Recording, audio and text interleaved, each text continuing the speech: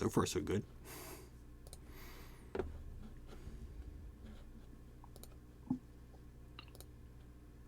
Oh, wait, we're actually streaming this tonight? Yep. Yes. Okay.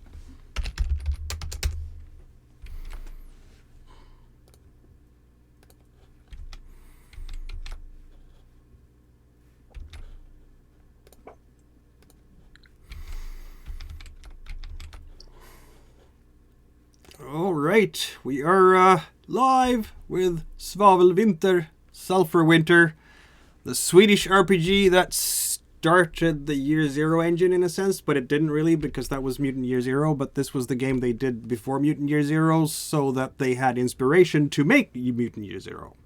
So I guess it's the game that inspired the Year Zero engine. That was a long explanation. Anyway. Isn't that a Funcom PC game? There is a PC game of Mutant Year Zero too. Yeah, they did that, and I think it's a good one. I've never actually had a chance to play it yet. Shockingly enough, most of Funcom's stuff is actually pretty good. Yeah, no, I can believe that. I can believe that. I know that they use a lot of XCOM physics and gameplay for that game, and I'm a big XCOM fan, so, you know, I don't even know why I haven't played the Mutant Year Zero computer game yet. Anyway, hello, good night, everyone. I am Mikael Hallström, and I'll be your host for this evening. The reason we're playing this game is that I'm Swedish and I can read it. And I love the setting, and it's time that we share it with North Americans, isn't it? Yes. Any Swedish audience will agree, I'm sure. So why don't we do like we always do for Forbidden Lands and introduce our players? I'm going to go left to right on the streaming screen, which is actually Jess first. Hey guys, I'm Jessica Lapointe, and I am playing, and I'm sorry if I butcher this, Natalia Favaki The Favaki, yes. tonight. Indeed. The Librarian. The librarian. And next is Sin. I'm going to hope the boys don't go off. Hi, I'm Cincinnatus, aka Sin. Tonight I'm going to be playing Verfino da Cruzenda. Indeed. The Merchant. And then it's Josh, please. Hey folks, Josh Lapointe, and I am playing Evander of the Woods. The Inquisitor. Yeah. We'll see if he is a nice person or a not so nice person. That's actually up to Josh to interpret. We'll find out soon enough. And last but definitely not least, Rook. Hello, folks. I'm Rook. This evening, I will be playing Morvia Dafa. Indeed. You will notice that the name, most of the names end with Dafa or something, da something, which is the Trakorian way of saying of a place. So Morvia comes from the small village of Fa. Virfino comes from Cruzande, which is just close to the imperial capital. So first I'm going to introduce everyone a little bit to the Trakorian Empire and where we are set tonight. So this setting was written by Erik Granström, who also wrote Forbidden Lands, which is slightly more well-known in North America. So you should expect subversions of tropes galore. This is a fantasy Renaissance-y type of setting.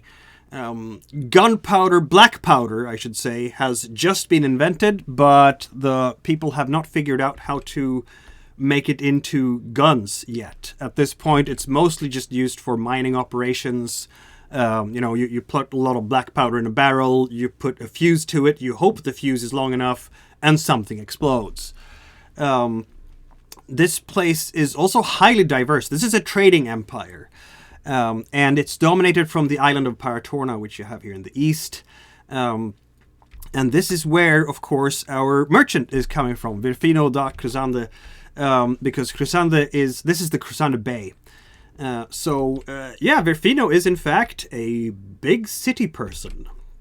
You could call it our fantasy equivalent of the New Yorker, if you will.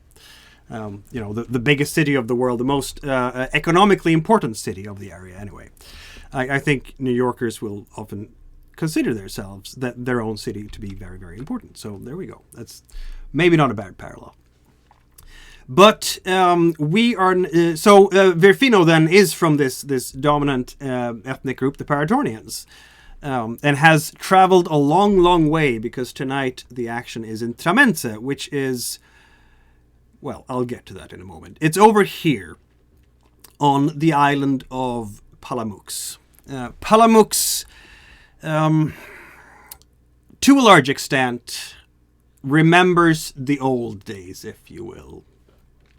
Once upon a time, before the Drakarian Empire, it was the Klavikian Empire that was situated and had its base and headquarters on Palamux. The city of Fontrasilor used to be the capital of the empire that dominated these islands a long time ago.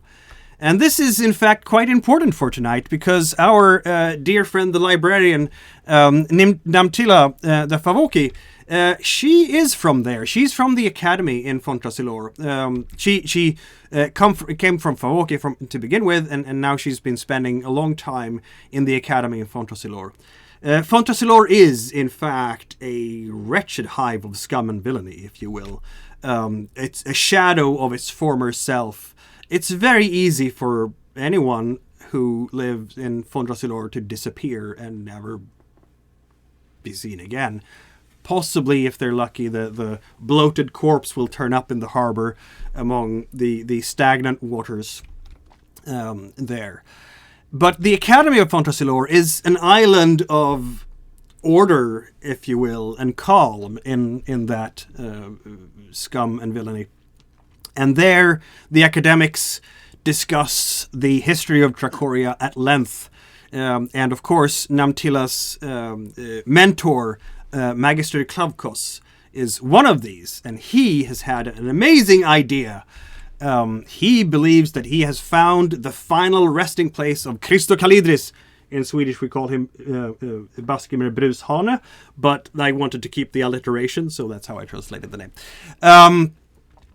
So he has decided to equip this expedition to Tramenze, where he believes that he has found, that he will find, in fact, the tomb of this legendary warrior and the person who laid the foundations for the Klavikian Empire.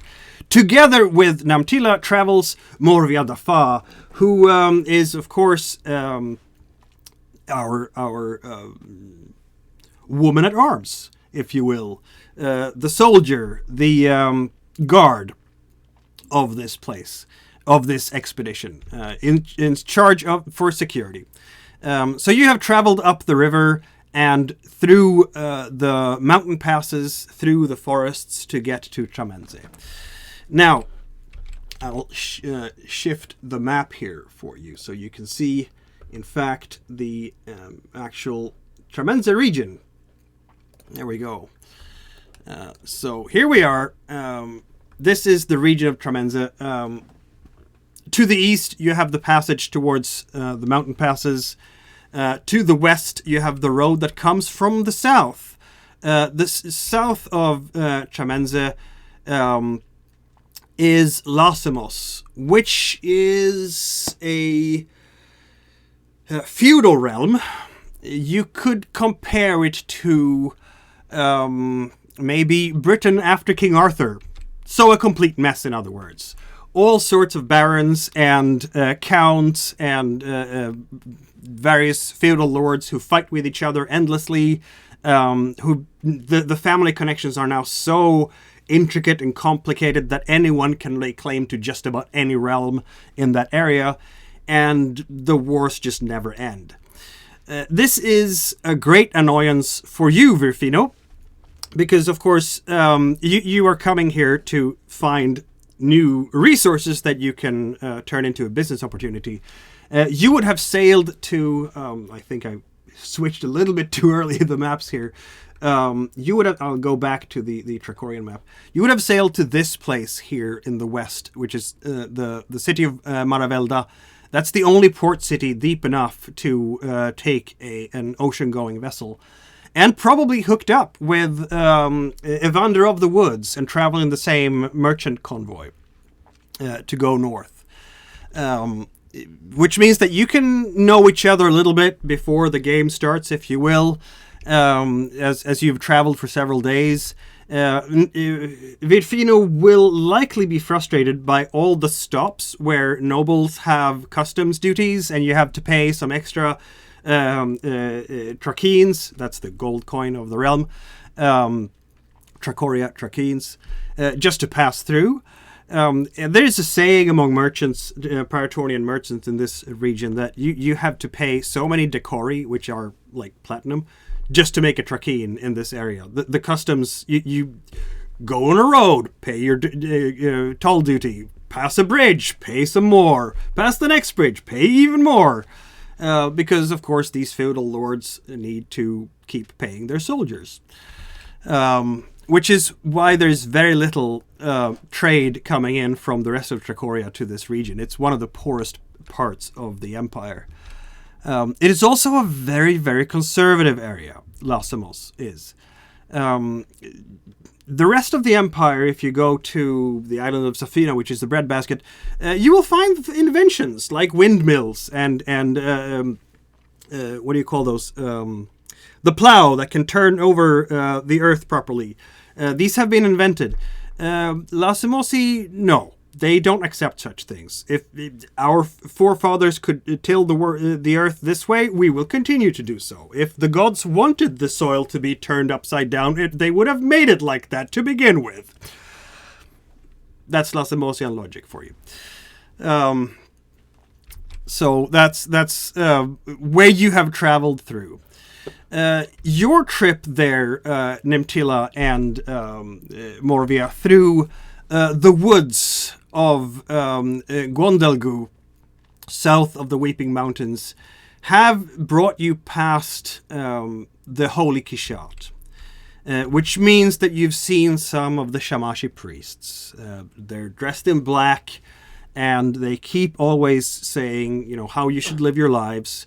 Be true. They worship the god Shamash, the goddess of truth. And they hold very firmly to the notion that any type of joy, fulfillment, pleasure, they're all just fleeting luxuries. And as such, they are lies. They are illusions. They will not accept any of that. No, you have to live in truth, which means that you have to live in misery. You do not eat your fill. You do not drink good things that taste well. They have even banned mirrors and such like, because a mirror, of course, is an illusion. It shows the world the opposite of what it actually is, because you look at your mirror image and, you know, left is turned right and all that stuff. So, no, that you don't bring mirrors into the Kishat. That should tell you something about how these priests are thinking about the world. So if we return to Tramenze then, because here we are, I'm going to say that, there we go, I'm going to activate that. You've been probably, Nimtila and Morvia would have been for a little while here on this island, a few nights perhaps, just enough to set up the archaeological expedition that you have come here to pursue, which is number 4 on this map. So I'm going to put Morvia and Nimtila up there for now. This is not a big island, I should say. It's well, you have the scale on the side here with meters, so it might be like 50 meters across, maybe 60, something like that. It's the only place on this river where there is in fact a ferry, which makes it absolutely vital for trade here. If you want to travel from Aravelda to the Holy Kishat or to the north, you go this way. There's no other way. And that's really the only thing this region has going for it. It's a truck stop in the middle of a forest. There are some peasants living here, some farmers, some coal workers. You know, they go out into the woods, they chop down the trees, and they make coal from it. And that's basically it. There is a small tavern, there's some farmers. I think Nimtila and Morvia have been busy setting up camp. You haven't had really the time to talk to other people yet. There is some kind of healing house on the north side of the island. There is a saltpeter refinery just east of you. You can literally see it from the hill that you're on. But I would say that Virfino and Evander probably just arrived here from the west. You've just basically crossed the river and entered onto the island of Tramenze. And so it is that we find ourselves. What questions do you have before we jump into the actual action? The setting up of the dig, we would have had a work crew, or Yes. was this us physically doing it? Okay. Yes, you do have a work crew. It's a fairly substantive excavation. You have an artist to capture everything, of course, because you want to have proper illustrations of everything you find. You have an engineer who is working on a water screw, because Magister Klavkos, what you can find right here on the dig site is basically a pool. It's almost like a reservoir, though it's not used as a water reservoir. And Magister Klavkos is absolutely sure that at the bottom of this water, of this pool, you will find the final resting place of Christo Kalidius. That's where his tomb is, judging by the ancient texts. Of course, I don't think Morvia cares about any of that, but Nimtila will. Yeah, I'm more of an intellectual, not a laborer. Indeed. You're not the only scholar here. There's like 3 or so others. You haven't really had the time to organize them as such because you're so busy with the administration of this trip. And a few workers as well. A handful, if you will. And you've been talking a lot to them just to get the tents up and so on and so forth. Okay. Busy. While Morvia, you are in fact the only guard here. Easy peasy. Morvia would spend most of her time patrolling the outskirts of the camp, and when she does sit down, it would be on a tree stump to grumble and work on the edge of her twin blades. Yes, I can believe that. Whereas I quite imagine Nimtilia doesn't sit down. She's just constantly from group to group to group to tell them what to do. Indeed. Yes, indeed. It's been busy days. You're starting to get the hang of things. Everything is starting to come together. But man, oh man, did it take a while to get there. Virfino and Evander, getting across the river here is not terribly hard. You pay, again, an extra coin, but not too much, thankfully, to get across the river. And here is Tramenze, the island. I don't know if you've talked to each other about why you're heading here. That's up to you guys. Would you have shared at all?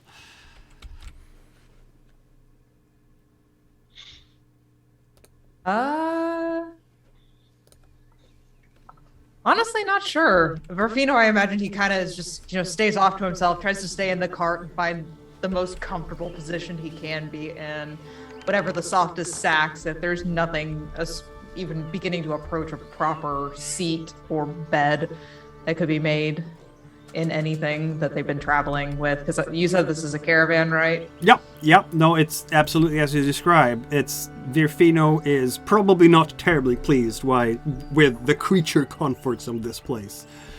I mean, certainly it's well traveled enough for there to be a truck stop every night, right? So there's a tavern, there is an inn, because this is literally the only road to travel along.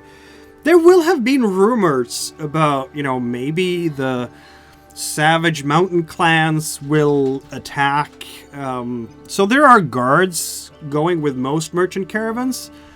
But if that happens, it's going to happen east of this river, not west of it. Because there's still those Lacemosian nobles, the feudal lords, who do extract a lot of customs from you. They do keep things safe, at least from brigands and robbers.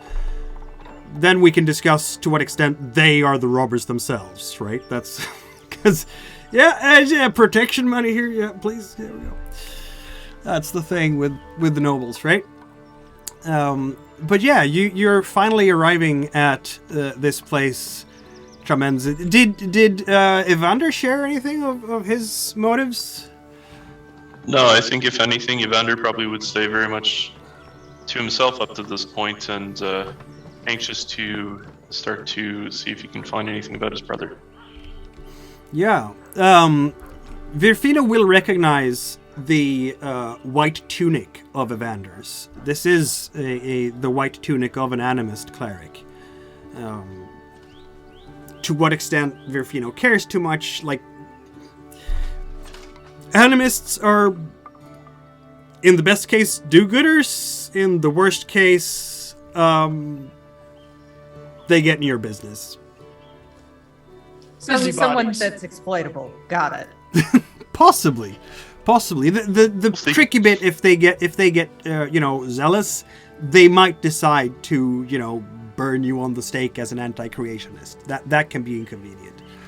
Yeah, he's only one. This is a fair point. But we will begin, in fact, our scene this evening with the first time that Morvia and Namtila can, in fact, take it a little bit easy and possibly enjoy the tavern, which happens to be at the same time as Virfino and Evander arrive there. Yes, of course, we need to have a tavern in this story. It's evening time, and here we are. It's a well-visited place, but here's the worrying part maybe for you, Virfino. There is not a lot of laughter coming out from this place. There is a mumble, a consistent sort of muttering and low... I'm not going to say grumpy grumbling, but there is certainly less joy than in some other places you've been to. This is definitely not Paratorna. People are not loud and extravagant in these, or exuberant in these parts. Palamox is, for most Paratornians, boring. But here we are. As they are walking in, Morvia will be talking to Namtila. It makes no sense to me. Who buries person underwater? Well, it's for protection. It's for guarding. When a grave is that important, it needs to be protected. It needs to be guarded from people that would desecrate it, people that would destroy it. And who guards from fish and rust? I would imagine they would have safeguards against that. They would have thought of those things. But that's why we need to bring it up and put it in a place that is more respectful, in a place that is more protected and educated. And she looks very frustrated at the conversation. You misunderstand my motivations for being here. A desire to get paid, a desire to find someone to fist fight. I'm absolutely sure that can be delivered. Yeah, there will be a couple of other scholars here. I'm going to put them out. They are also if they have a yellow, sprickly sort of frame, they're scholars, and they are in your caravan, Namtilla and Morvia. They're standing outside the tavern and discussing all the interesting scholarly angles to this expedition, seemingly oblivious to your conversation at the moment. Morvia will cast a look in their direction, mumble something about squints, and head into the tavern to find a drink. In you go. Feel free to move into the tavern wherever you want to be there with your characters. As you can tell, it's a well-visited place. Yes, and Rufino will walk in, throwing the door open and say, "Gods above, I swear, this place is going to be the death of me with how boring it is out here." Yeah, you will be able to tell at least the people here in the blue sitting around this table to the north, judging by their clothes. Do you have a problem moving your token there? Nope. If you wanted to move it in, there we go. Did that help? I don't know. The people here to the north, judging by their clothes, they seem to also be merchants and merchant guard, if you will. Because they do not dress like the locals. They have color to their clothes. Just shocking, right? And also a couple of them are well armed, just consistent with merchant guards. Others, most of these other people will be in the blue on the south side here are probably local farmers. They are dressed like most Lost and Mossy people with gray, dark,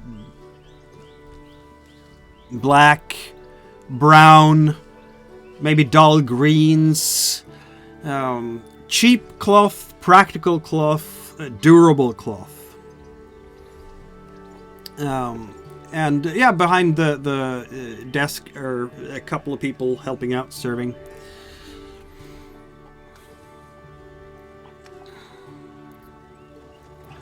Some people look up, others don't, and keep to their drinks.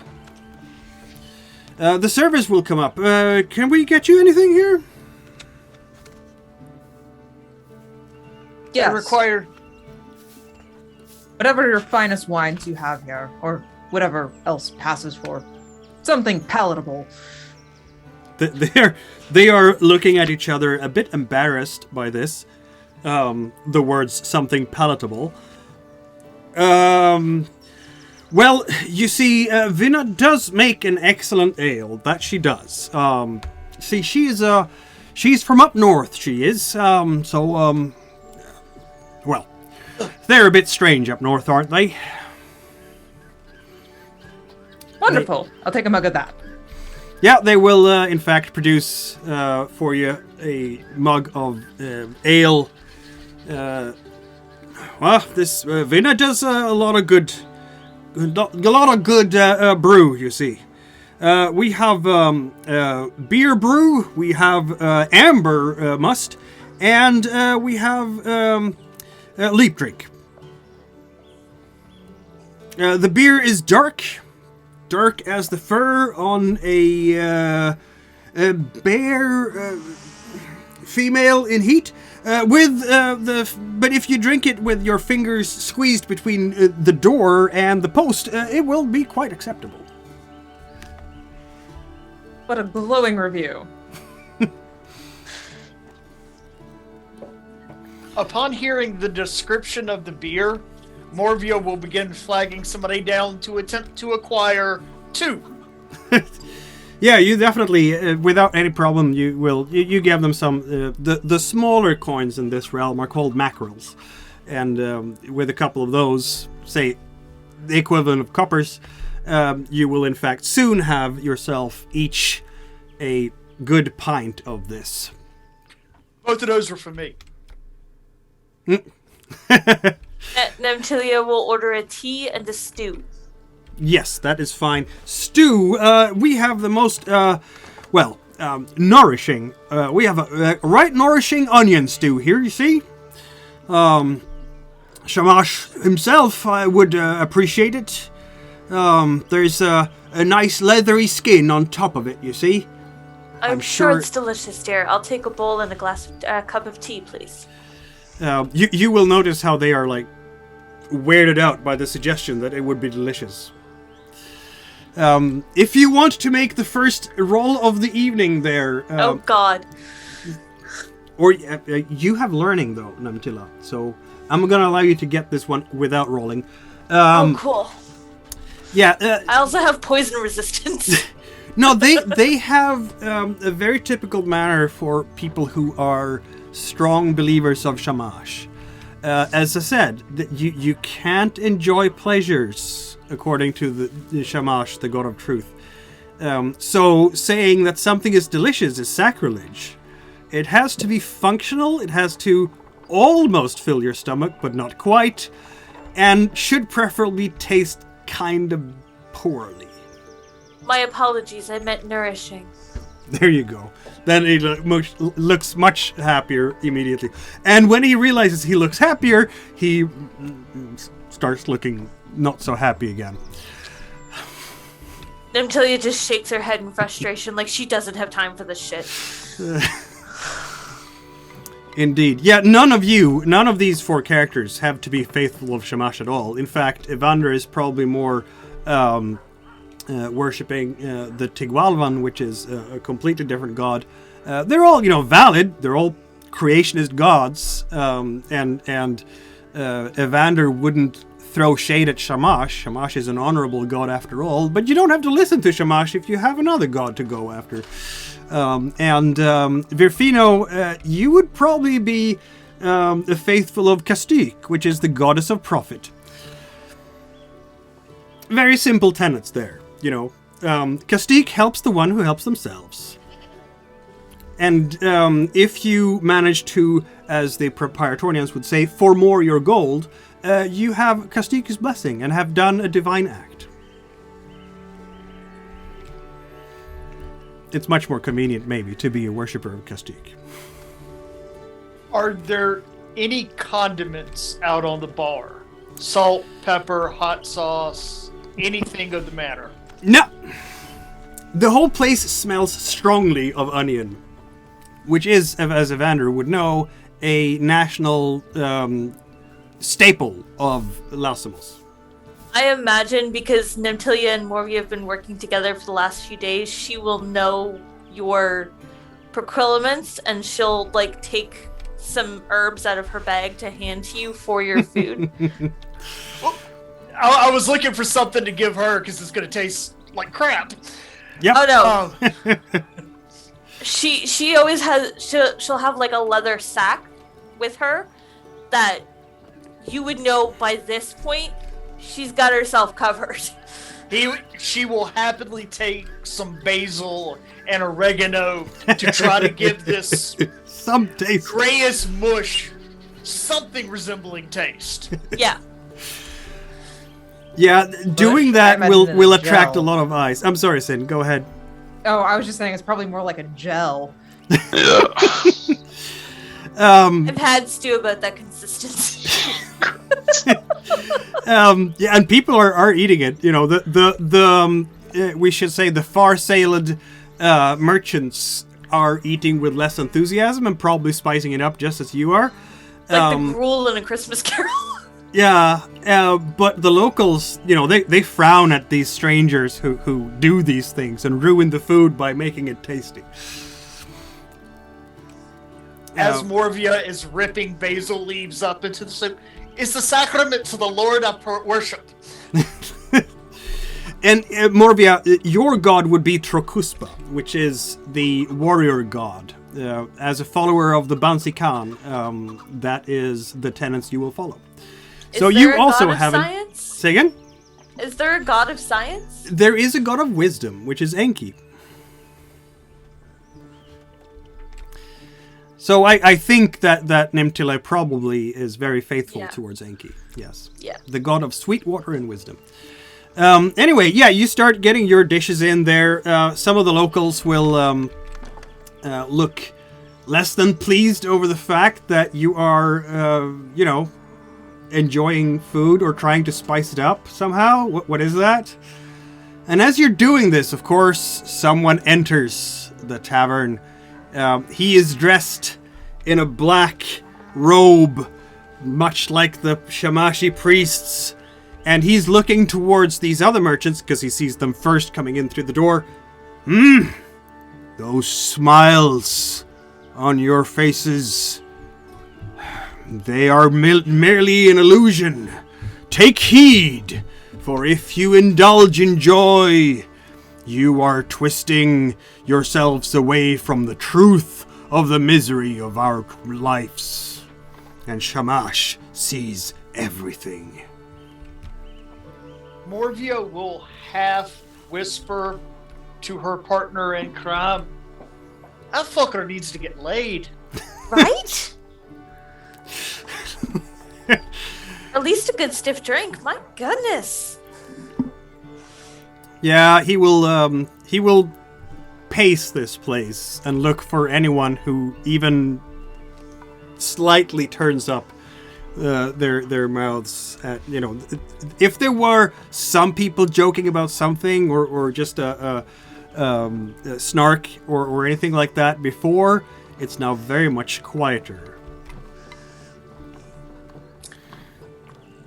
Until you places a seductive smile on her face just to be a shit.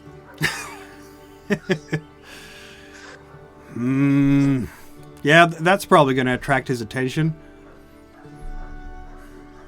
As he begins wandering up, Morvia will kind of stand up off the stool, letting her cloak fall open, exposing the handle of her short sword and saber. You get gazes. You get dirty looks from the Shamashi priest, but he's not going to do much more than that for now. This is going to be fun. So Yeah. we're clear. If I have to stab someone for you, I'm paid double.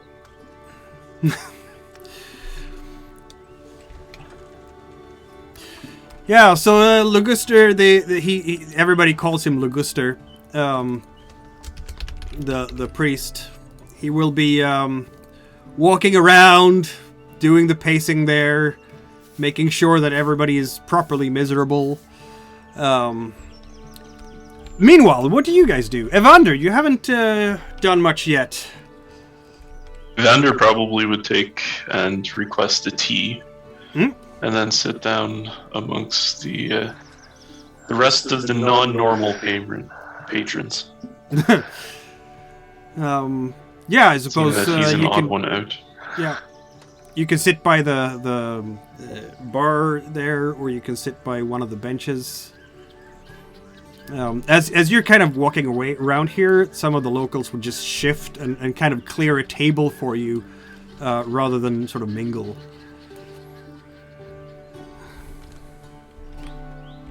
Hey, look, and open up. Why don't we Exactly. go make another bothersome little place for the one that's a little too stiff over there?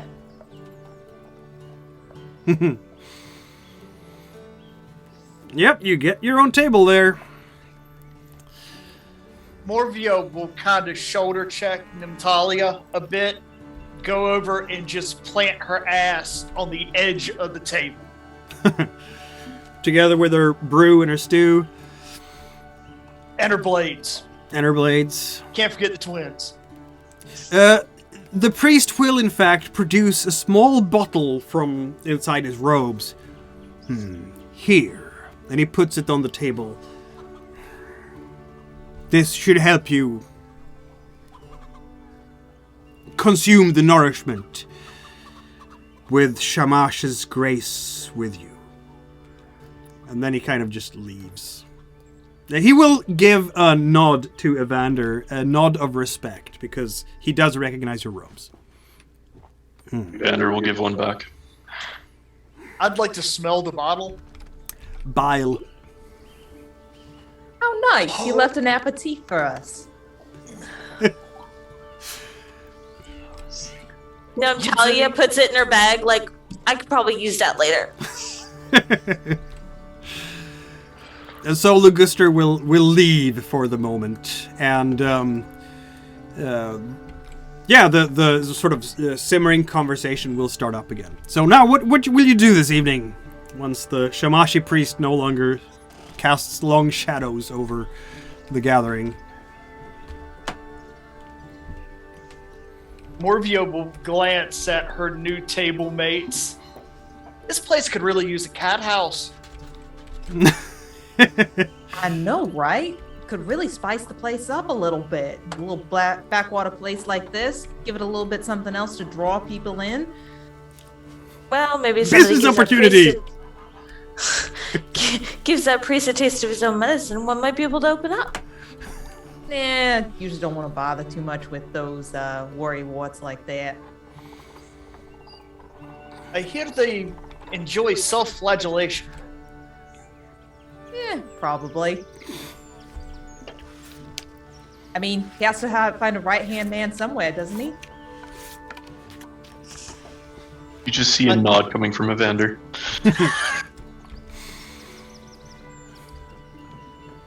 I am Morvia Defa. I am acting as dig site guard. I do apologize. I know it's bouncing around. I'm trying to find a good accent. We all are. No worries. I'm Nimtelia Favaki. I'm the dig site supervisor.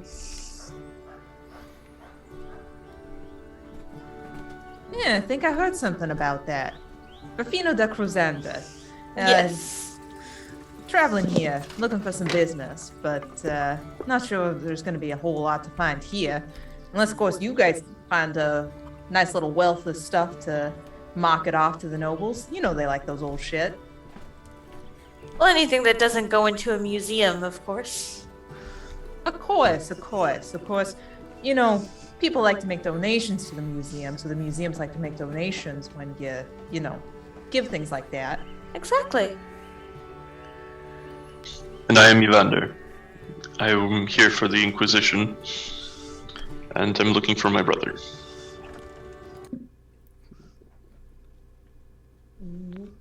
When you say Inquisition, are we talking tying people to poles and setting them on fire Inquisition? No. The Animist Inquisition. Morvia will nod blankly. I can totally vouch. There hasn't been any people born in while he's been traveling with me. It's been what, a couple days now? Yes. That's so fucking pleasant to know.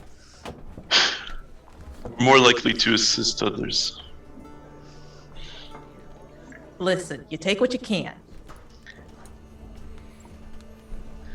Indeed. Yeah, so you'll hear people, mumbling. They have low conversations going on around you. There's talk about this and that, local gossip, and so on. We'll hear,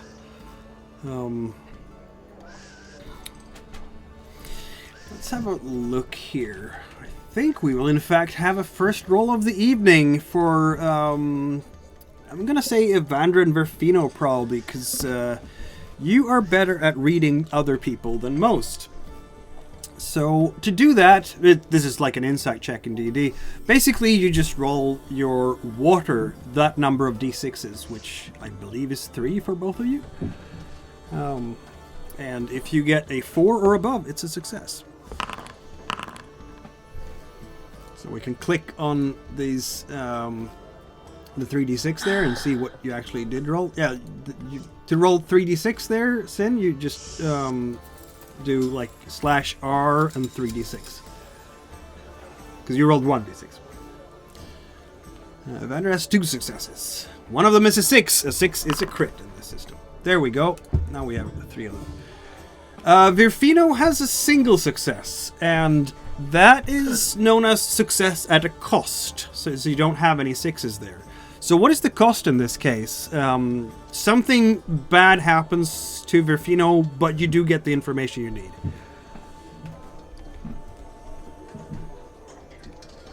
So do I pick what happened? What the bad thing is? Please do. I can help, but this is very much up to the player to describe. Sprained ear. Trying to eavesdrop. Rufino's kind of, looking around the tavern, kind of trying to subtly listen in. Eventually, at some point, just kind of trying to pretend to sip what they call beer, ale, whatever. It's beyond his palate, and as he's going in and trying to listen, he misses his mouth and just dumps the entire thing down his front, and just all his paint from this morning. It's just starting to run a little bit. Yeah, I'm gonna say this, that I think he's actually a bit surprised, because this beer is one of the best Rufino have ever tasted anywhere he's been, including to Silva. This is genuinely amazingly good craft beer, which is probably why they put bile in it before they drink it. Okay, so normally it would have bile. So when he was handed it, it had bile in it then, or do they add it? No. You add it. You will after the Luguster has left. You will notice that a lot of the farmers here they carry their own little flask of bile that they just put in to the actual ale before they drink it, so they can go.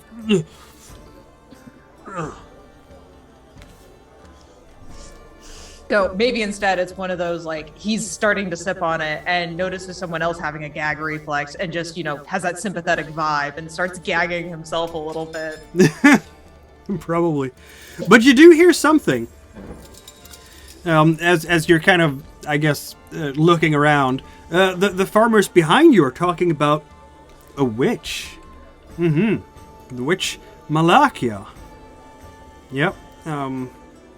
They say it's a good thing that she's staying there at the House of Healing. Yeah, a regretful witch, a repentant witch. That's probably. Well, I'm telling you, a repentant witch in these parts. What if she spreads something around? Better she keep to that House of Healing. Evander, yeah, you'll hear something else. Behind you, or a group of must be locals. They're probably, coalers, judging by the extensive amount of coal on their clothes. So they're talking about how, did anybody heard if Goff got back last week? No, he's still missing. I'm telling you. This used to be a safe place, but people just keep disappearing, including that seer. Telling you, there's a beast out there, and it's taking us one by one. They seem to be very displeased around here.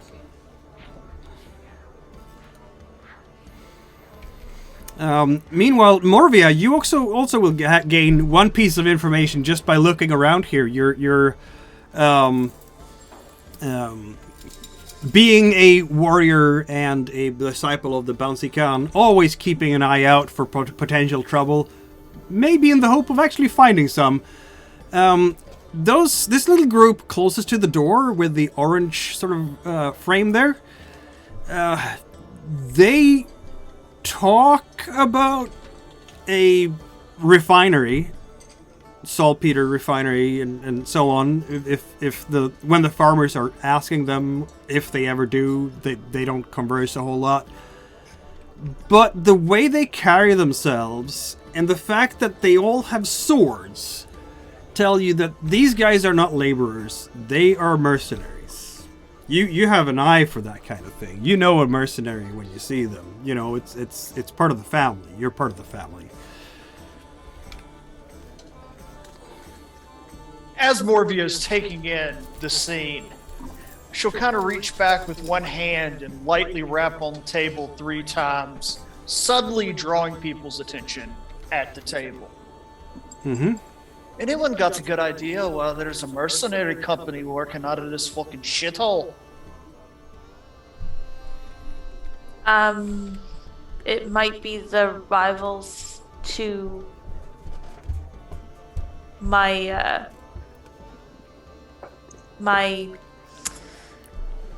sorry, Jessica just lost the words.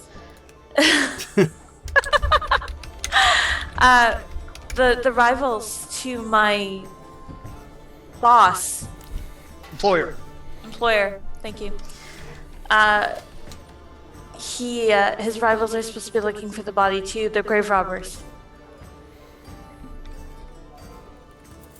They might be employed by them. It's the only thing I can think of. Hard to say. Could be even about that witch I was hearing about back there. Yes, there's also missing people. The server comes up. He will introduce himself. My name is Tom. You're, of course, most welcome to these here parts. He's giving Evander a particular eye as he comes up and gives you another round of stew and whatever. Is everything, are you satisfying your hunger? Everything is very nourishing, thank you. Well, that's good, that's good. Shamashi, peace be with you. And then he gives Evander another not terribly subtle look again. Well, I'm very pleased to see an animus cleric in these parts. Shamash knows we need the blessing of the gods nowadays. Aye, that we do. And then he kind of goes back there. Evander will notice that Tam will not stop looking towards you, even afterwards. Then, Verfino comes across as a relatively cheerful, charismatic, like to talk to people type person, yeah? Yeah, he's loud. Likes to run his mouth. Morvia would kind of lean into Verfino. Those mercenaries over there, they could be a bit of a problem. How do you think these fine, upstanding religious folk would react if they maybe found out they were a bunch of sheep shaggers? Yeah, certainly liven up the place a little bit, potentially, but could also just, cause a little too much trouble. Then we pay the iron price. Listen, these guys, they're already highway robbers. I don't recommend it. Do you know how much I've already had to pay here? This whole Yeah. land, Takes a goddamn platinum land. to make gold. We could be more subtle about it. They Not here are in the bar. well into their cups by now. These mercs. They've Listen. got plenty to drink. They're probably not going to taste anything else. Are you? Verfino's gonna kind of lean in. Are you suggesting poisoning them? Or Not you looking for poison. something a little more recreational? Because I'd be surprised if you had anything like that. Pleasantly surprised, I suppose. Girl like you having something like that. And I'd love to know where you got it from. Because hell's knows I need something like that right now. He pulls out a small vial just to have enough out of her bag that to be noticeable. I've access to more than you think. You got anything Yeah, I that'll loosen like a you. mercenary's bowel?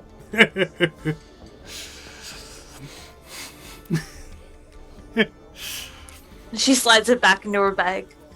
Like I said, we could be a little bit more subtle about it. Yeah, you're more the mercenary type there. How likely do you think it is that they'd cause trouble? He's looking at Morvia. Yep. I could take two of them. If the three of you could take the other two, we'd be gold. Hey, I don't get my hands dirty. Not like that. Evander, you've gone up to the desk there. Yeah. So what do you do there? Yep. So yes, as they're in the middle of talking about getting their hands dirty, Evander will actually head towards the bar. Yeah. And once there, he'll look at Tam and say, "Do I know you?" Tam will give his colleague a glance, and suddenly the colleague has very important business in the kitchen and disappears into the kitchen. I sent for you, you see. Do you have news of my brother? I do. None of him good. He's gone, you understand? I have no idea. No one has seen him for days. The word is Beast has taken him. I overheard something from the coal workers, and I looked back in their direction. They were mentioning too that they had a missing member of their staff, a Gaff. Aye. Gaff has been gone days now. Probably a couple of weeks. There's a lot of people disappearing around these parts, you see. They seem to be missing from one area in particular, or? Now all over. On the island, off the island, in the woods. Mostly it's out in the woods, really.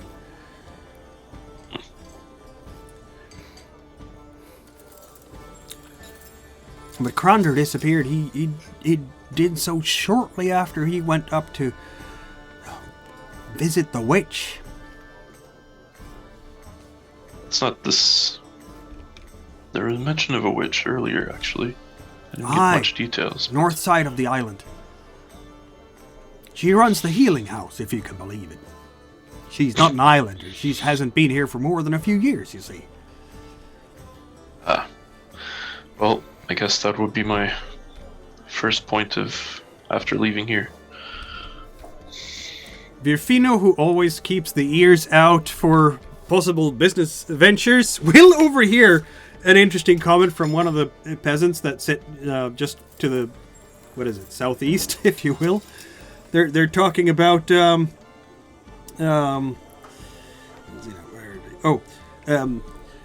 local farmer apparently. These two with a blue frame there, they're joking with the gentleman with the gray frames. Well, how is it going out with bargains, eh? You must have a really good time nowadays. I heard his sow is coming down with piglets again. What is that? How many times now?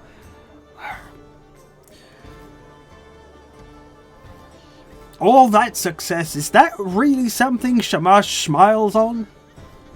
He's gonna get rich, that bargain is.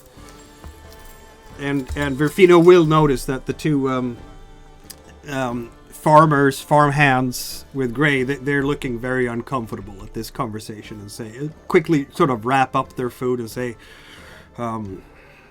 you're quite right with that, Shamash. Who knows what Shamash will think of all this, and kind of are starting to make their hasty retreat from the tavern. But Morvia is probably a bit more paying attention to these two laborers from the Saltpeter refinery who are both coming up behind Evander right now. I have a dark blue spot in the middle of my map that makes it really hard to see stuff around the bar. Oh, is that my blue spot? Is it anybody else or is it just me? I don't have one. Most of the bar is pretty dark for us. Yeah, most of the bar is dark for us. Yeah, it's a dark spot there because I didn't put any lights there. I can put a light there, though, if you want me to. I didn't know if it was just like a fog of war thing you could toggle. Don't worry about putting in maps. I can see it clear enough. Yes, she would be paying attention to the two that have broke off away from their party and headed towards the bar. Yeah, no, it's because it's nighttime, and then I put some lights out to represent like the small candles that stand on each table. It's a dark place, this. We're in a dive bar. Got it. Indeed. Yeah, these two are coming up to the bar just behind Evander and just kind of like, Look at this fella with this fine white tunic. Think they're gonna come in for trouble? Nah, says the other one. The first one disappeared, hadn't you heard? I think we'll be... Yeah, are you gonna fight the beast, huh, priest? You can feel you can feel the smell of the cups on their breath. Evander will turn around from his discussion currently with Tam, look at them deadpan, and say, "Gentlemen, you're drunk. You don't want to do this." What do you mean we don't want to do this? As Evander turns, he sees framed in between both of these gentlemen's shoulders, Morvia is just standing there, hands crossed, holding the pommel of each blade. They are, in fact, not paying attention to that, because they are dead set on intimidating the priest. It seems to be, at least to Verfino's eyes, some kind of dare in the group, like who dares to insult the priest, because that's how drunk they are right now. Okay. And Verfino's going to take that as a great cue to set down his beer, look to Namtilla and say, "Excuse me a moment," and go over to the other table where they were talking about, "Oh, we have all these sows and piglets. We don't know what to do with them," and start trying to strike up a deal with them. He gets them for practically nothing. Yeah, these two farmers who are trying to exit there, you're approaching them, and they are like, "Oh, but you'd have to. I'm sorry, sir. You'd have to speak to Bargain himself. We are simply farmhands. We can't make any such decisions. You see." Could you at least point me to where I can maybe find him? They are looking at each other. Roll. I think we're gonna have another water here. Let's see now. You do have the ability Intrigue with the expertise Observant. And that actually has relevance right now. It means, in fact, that... let's see now. Where did it go? There we go. Observant. So yes, you can guess their true motivations, right? So if you want to roll water and add one of your 3 fate dice that you started with, you can in fact roll 4 dice. That costs you a fate die, but if you succeed with that, I must reveal something about their motivations and goals. They will roll their own water, of course, which is not a whole lot because they are simple farmhands. So, do you want to do this roll-off? Nothing gambled, nothing gained. Exactly. So, roll 4 dice. There we go. I'll remove a fate die, which goes to the chalice. There's only so many. Here's my chalice. Let's see now. Did you succeed anything? That was like the worst roll I've ever seen. 3 ones. Now, there is a way for you to re-roll. You have 3 experiences on the left of your sheet. And they are, because the sheets are not secret, you supported the family as a 5-year-old by selling fish heads. You traveled to the city of O and was tricked into buying a chest of false gems. And you found strength at the bottom of the bottle and swore a holy oath to never give up. Pick the one that you feel is most relevant. And if the table agrees, you can check that off and re-roll all 4 dice. You can only use 1 experience per roll, though.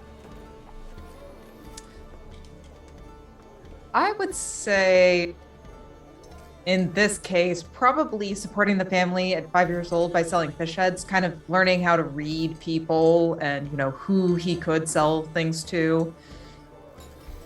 Yeah, that seems fine. Anybody feel that's a weird interpretation? No? Yeah, okay. Let's go with that. We'll use that one. So please do a reroll of all 4 dice. I'm gonna roll. That should have been better. Yeah, now you have 4 successes. No 6 though, which means that it's again a success at cost. I'm rolling the other actor, but they can't win because you have 4 successes. Even if they have a 6, that doesn't trump your 4 successes. Yeah, I needed 4 successes, which I can't possibly get. So, what is the cost here? Ratfall!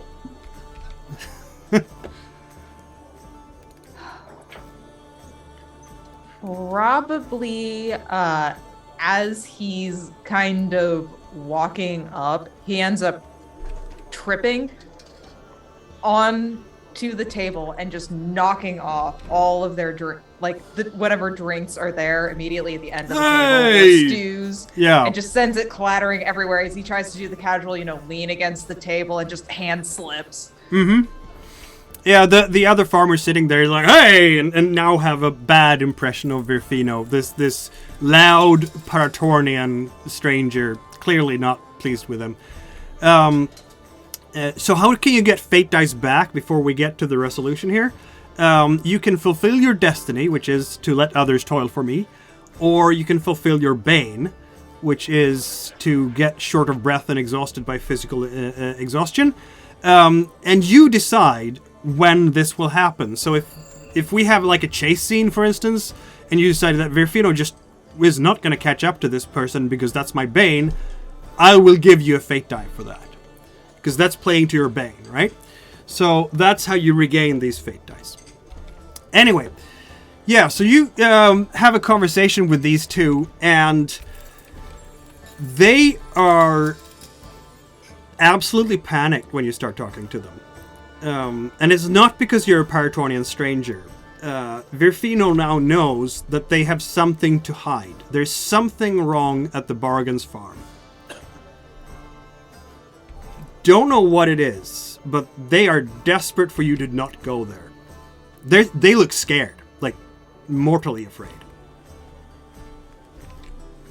All right, my apologies. I didn't mean to get into anyone's business. I didn't want to do a little bit of business. Go on your way. And he'll also put down a copper to pay for what he ended up ruining of the meal. Aye. For your troubles. Thank you. They just kind of hold their caps in their hands. They're pale as they go there and just scurry away. So move them away from there. Meanwhile, by the bar desk, or the bar counter desk. Yeah, there we go. English is not my first language. There we go. Anyway, by the bar counter, we have the two drunken laborers. And yes, they do have swords, both of them. Only one each, though. What's it to ya? Yeah, they haven't noticed Morvia yet. So what do you do there, Morvia?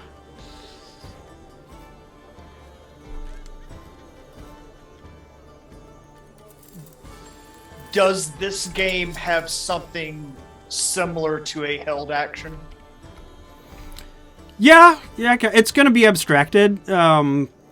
This is what I'm thinking. I'll let you fit it into the rules however you like. Mm-hmm. Right now, it's just childish shit talking. Yep. Hasn't been directed at Morvia either. No, it Morvia hasn't. cannot stand an insult. This is true. What I would like to do is hold action, and if it looks like one of them is going to physically try to interact with the priest, I would like to wrap both arms around their midsection and German suplex them. Yeah, I think, Evander, what are you going to do? As they're very much in your face right now. At this point, he's ridiculed. He's ridiculed he's ridiculed my brother. Yep. He's ridiculed my religion. Yep. And he's drunk. Yep.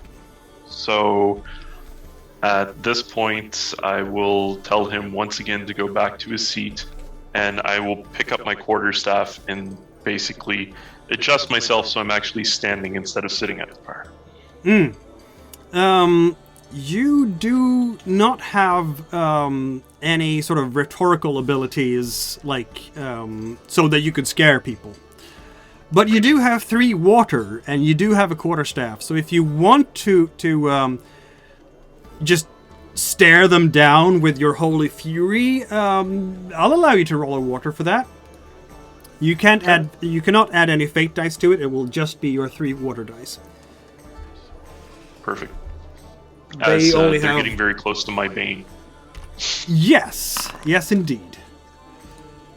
That's 1 success. They have 2 water, but there's 2 of them, so I'm going to add 1 to the because they're kind of building courage together, so that gives them 3 dice as well. Pack tactics. Yeah, and I rolled terribly, so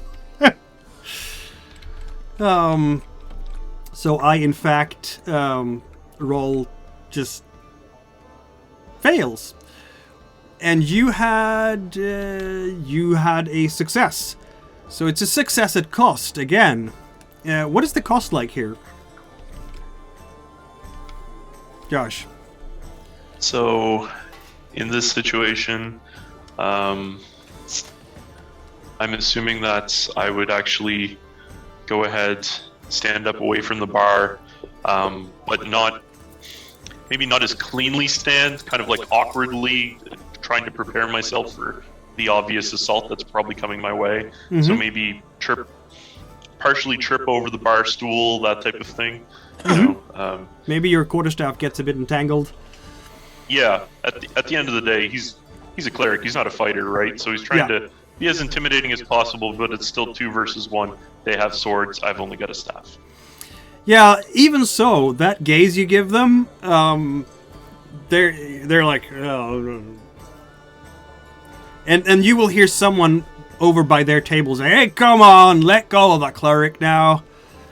And they will kind of back off a bit and Straight sort of... into me. Yeah, pretty much. Straight into you, yes. What do you do? This is, in fact, a chance for Morvia to earn a fate die, I believe, because you do not like your insults. Also... Haven't been directly insulted. You haven't But been. Morvia will do the entire I'm cosplaying as a brick wall. She squares up and just lets both of them run into her. Which way you're going? Which way you going, eh? I wasn't moving. I was just standing here. You need to watch where you're going. You talking to us? No, I'm talking to the fucking mouse in your pocket. Well, you ugly bitch! You get out of our face! Now they've insulted you. I would like to use quick draw to draw both of my weapons. I guess this means that Morvia is the first one to gain a fate dice tonight. I'll give you 1 for that, because you do not tolerate that. Yes, of course. Quick draw. Your blades are in your hands. Okay. Can I do some dual damage? Maybe Mort Schlager, pink one in the head with the pommel of a blade. You can absolutely do that. What happens is you do attack, right? Which is you can choose between fire and stone. I'd recommend stone because you have more of that. And then you can spend up to 2 levels of your swordsmanship in fate dice. So you can add 2 fate dice. But not only that, you are the attacker and you have 2 weapons. So you gain 1 die extra for having weapons at all. They haven't drawn their weapons yet. So that's 3 for stone. That bumps me to 4. 2 weapon fighting pumps me to 5. Yep, and an extra die for you having swords. So 3 swords for 2 for swordsmanship, and then 1 more for 2 weapons. So you can get up to 7 here if you spend 2 fate dice. I'm rolling 5 if I spend none, correct? It's just 7 up to 7 d6s, or 5 if you just prefer to not use your fate dice. It's exclamation point R 5d6. Slash R 5d6. I'm sorry, too many of these programs, I get confused. Big money, big money, big money. And it is Not Crap. good at all. You're rolling like me, sir. I would like to spend a fate die to reroll. That is not how it works. However, Oh. you can check off one of your experiences, just like Verfino did. As a small child, Morvina would go to the county fairs and whoop the shit out of every male or female that challenged her in a wrestling ring. Indeed. She is the CQC specialist. Yep, there we go. Everyone acceptable with this, give me a thumbs up.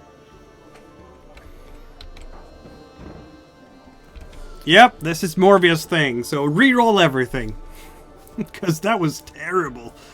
Rolling like me there, sir.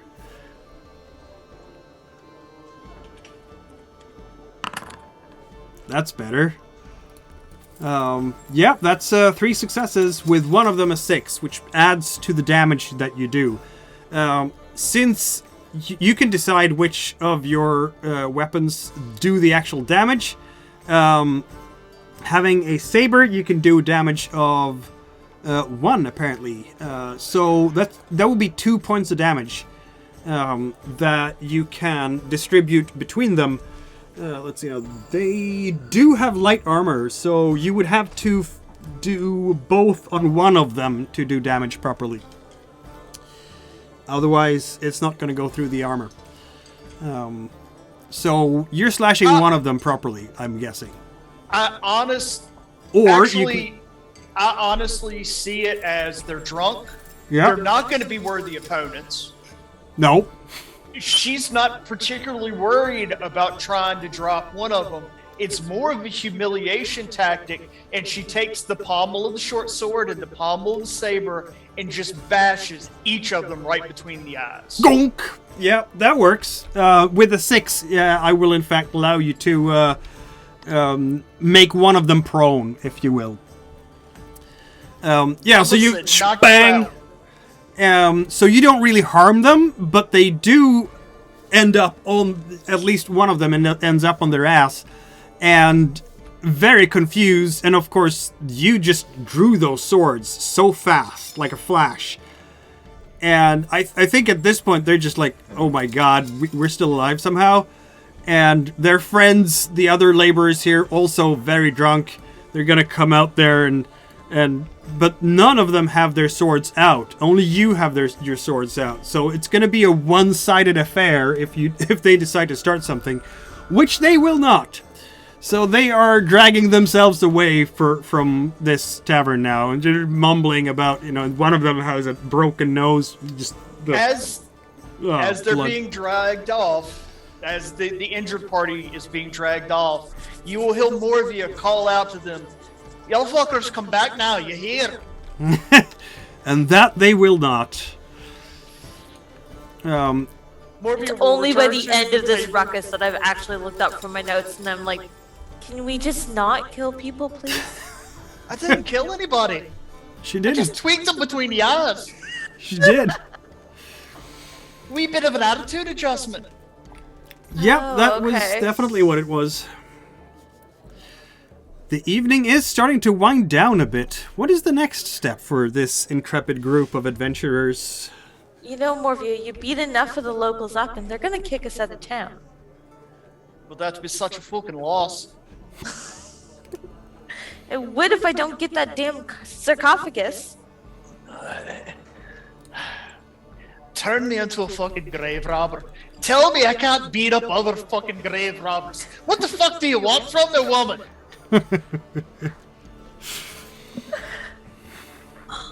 I'm not a grave robber. I'm an archaeologist. There's a difference. Tomato fucking tomato. Yeah, she actually had to go to school to learn how to do it. Exactly. I have a degree. I noticed you took a bit of a tumble. What the fuck was up with that? I'm not really used to getting into fights. Not since schoolyard. I wasn't talking to you, brother. I could see your knees shaking. I was talking to the big man over here. Hey, let's not bring that up right now. Here's the thing, though.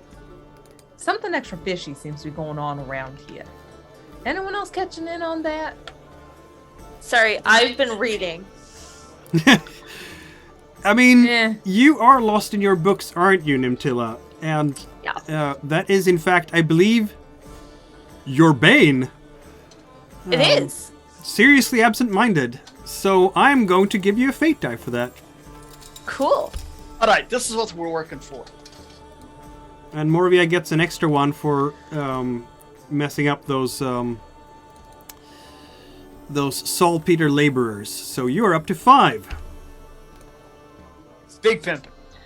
All right, this is what we're working with. We've got a fucking mercenary company working out of a town that's the size of a piss hole in a snowbank. We've got something weird going on with fucking extra bacon being produced. And we got people talking about some great beast snatching people out of the fucking streets. Clearly something fucking weird's going on. There's also the witch to the north, which may have something to do with the beast and the people missing. Now, when they say witch, are they meaning proper witch, or are they just being assholes and rude to their fucking cunning woman? GM, actual witch? Question mark. I have You no can go find idea. out. No idea. She I could mean, be. I keep hearing running a healing camp, which sounds more like cunning woman to me. To be precise, of course, Evander would know this. So there are 2 types of magic in this world. Spellcasting. If you go by the mechanics, spellcasting. One is procreationist, which is basically being faithful to the gods. You're being a cleric, a druid, a soothsayer. You are doing your casting in harmony with nature, if you will. It takes a bit longer than other kinds, but it means that you are going to suffer less extreme backlashes and things like that. That is not classified as magic or sorcery, I should say. It is miracle working. Evander is a miracle worker, right? That's what that is. It's having the blessing of the gods. Yep. The Shamashi priests, for instance, are very well known for seeing through lies everywhere. They may be, shall we say, not really the party of the town, but as people with great insight into human nature, they will be able to detect the lie, because Shamash has blessed them with that. Evander has his own gifts, of course. How he can speak with the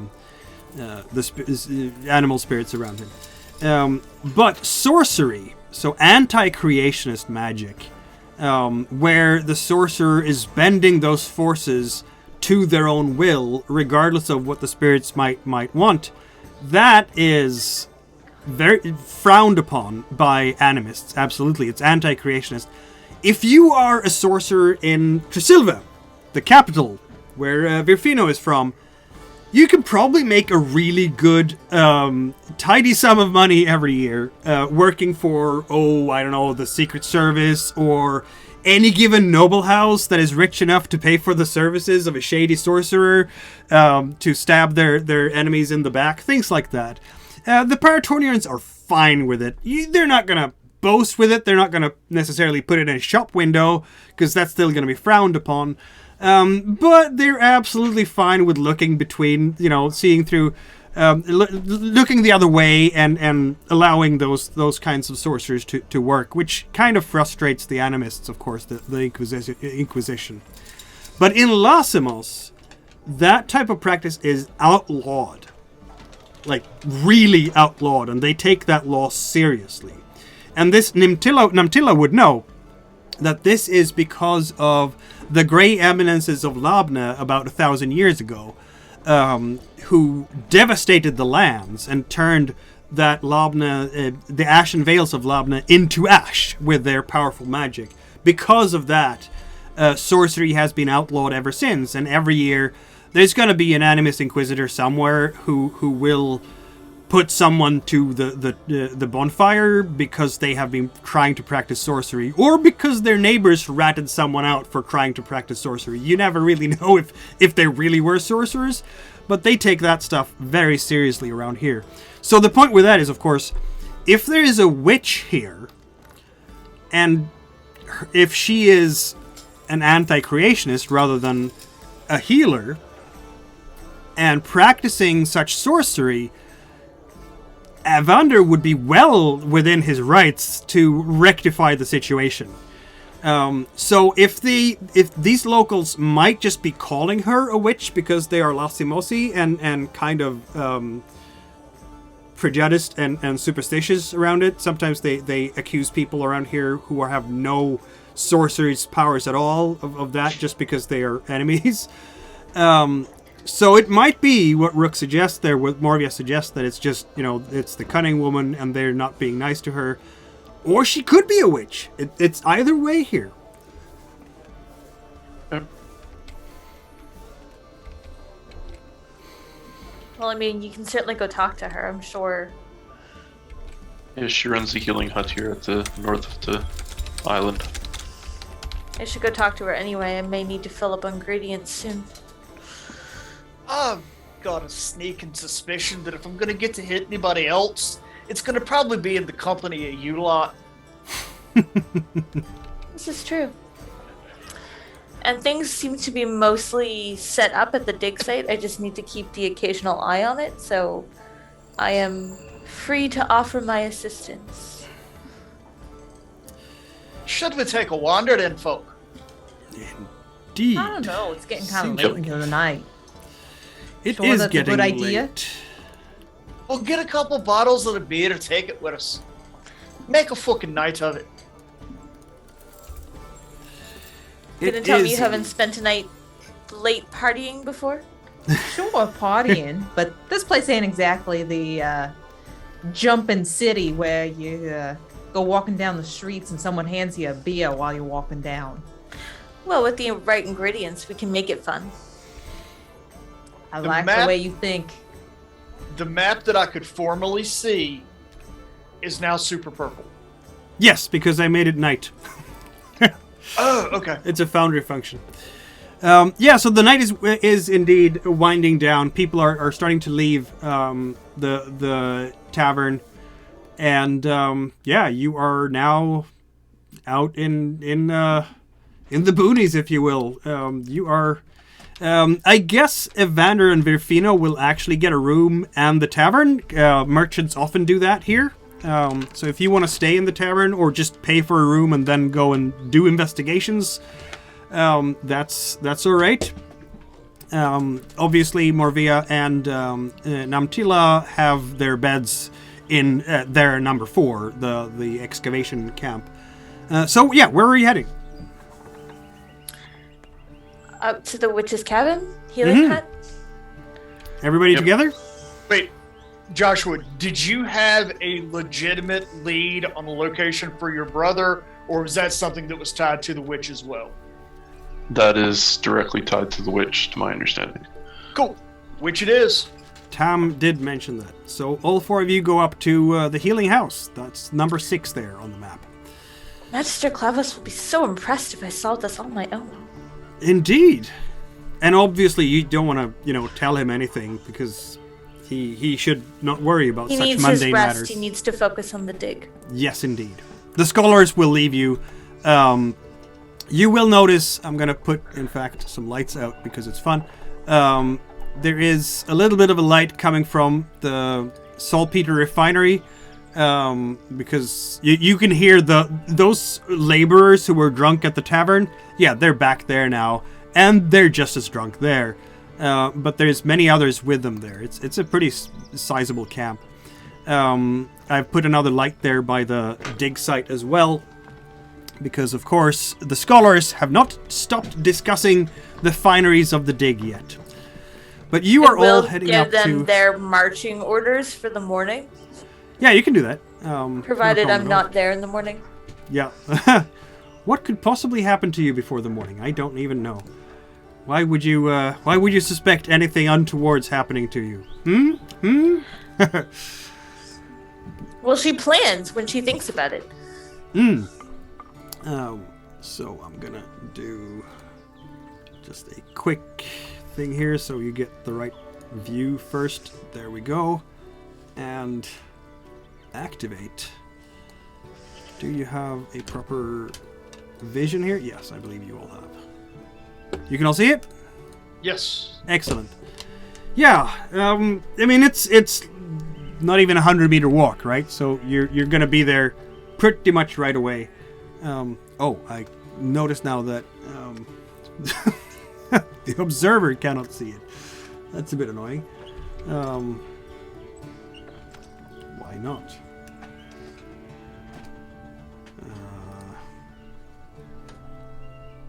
Okay, I'll fix that. Anyway, you are getting up to that house of healing. There are some people outside. Not that guy, though. Sorry. But these two other people here are outside there. A large, lumbering figure, and a small girl who almost looks like a porcelain doll, if you will.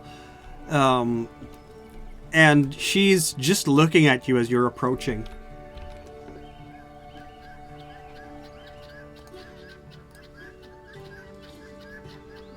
Evening, folks. Is the lady at the house up and about?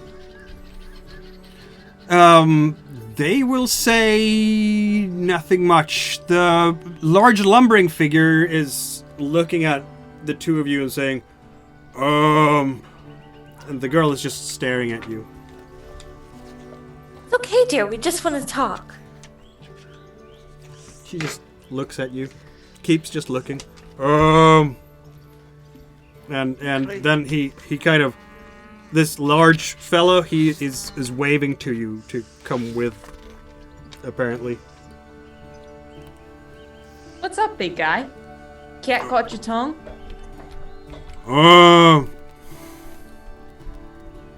He's going up towards the main building.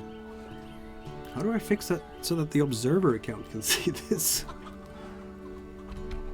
Did y'all's map get even darker? Yeah. Yep.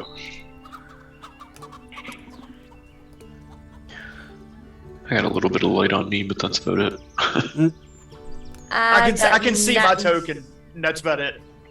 Oh, okay. I'll fix that then, because it's more important that you can see things. Oh, I can't even see my token. Okay, I'll do like that and just let you see everything. Boom. There we go. That should solve the problem. Sorry about that. Anyway, yes. Or whatever his actual name is. I'm gonna, in fact, name him so. Will take you in through the door to a small store. Evander and Nimtila going in there. So that would be the wall there and so on. This is a small store of herbs and potions and ointments, all sorts of things that can be very useful if you have stomach aches or back aches or all sorts of ailments that might come in the hard life of a farmer. I look around to see what I can stock up with. Yeah, yes, indeed. Yeah, no, there are useful things here. You can absolutely buy a full apothecary's bag here if you want to do that. Excellent. It's going to take... I will stock up my bag.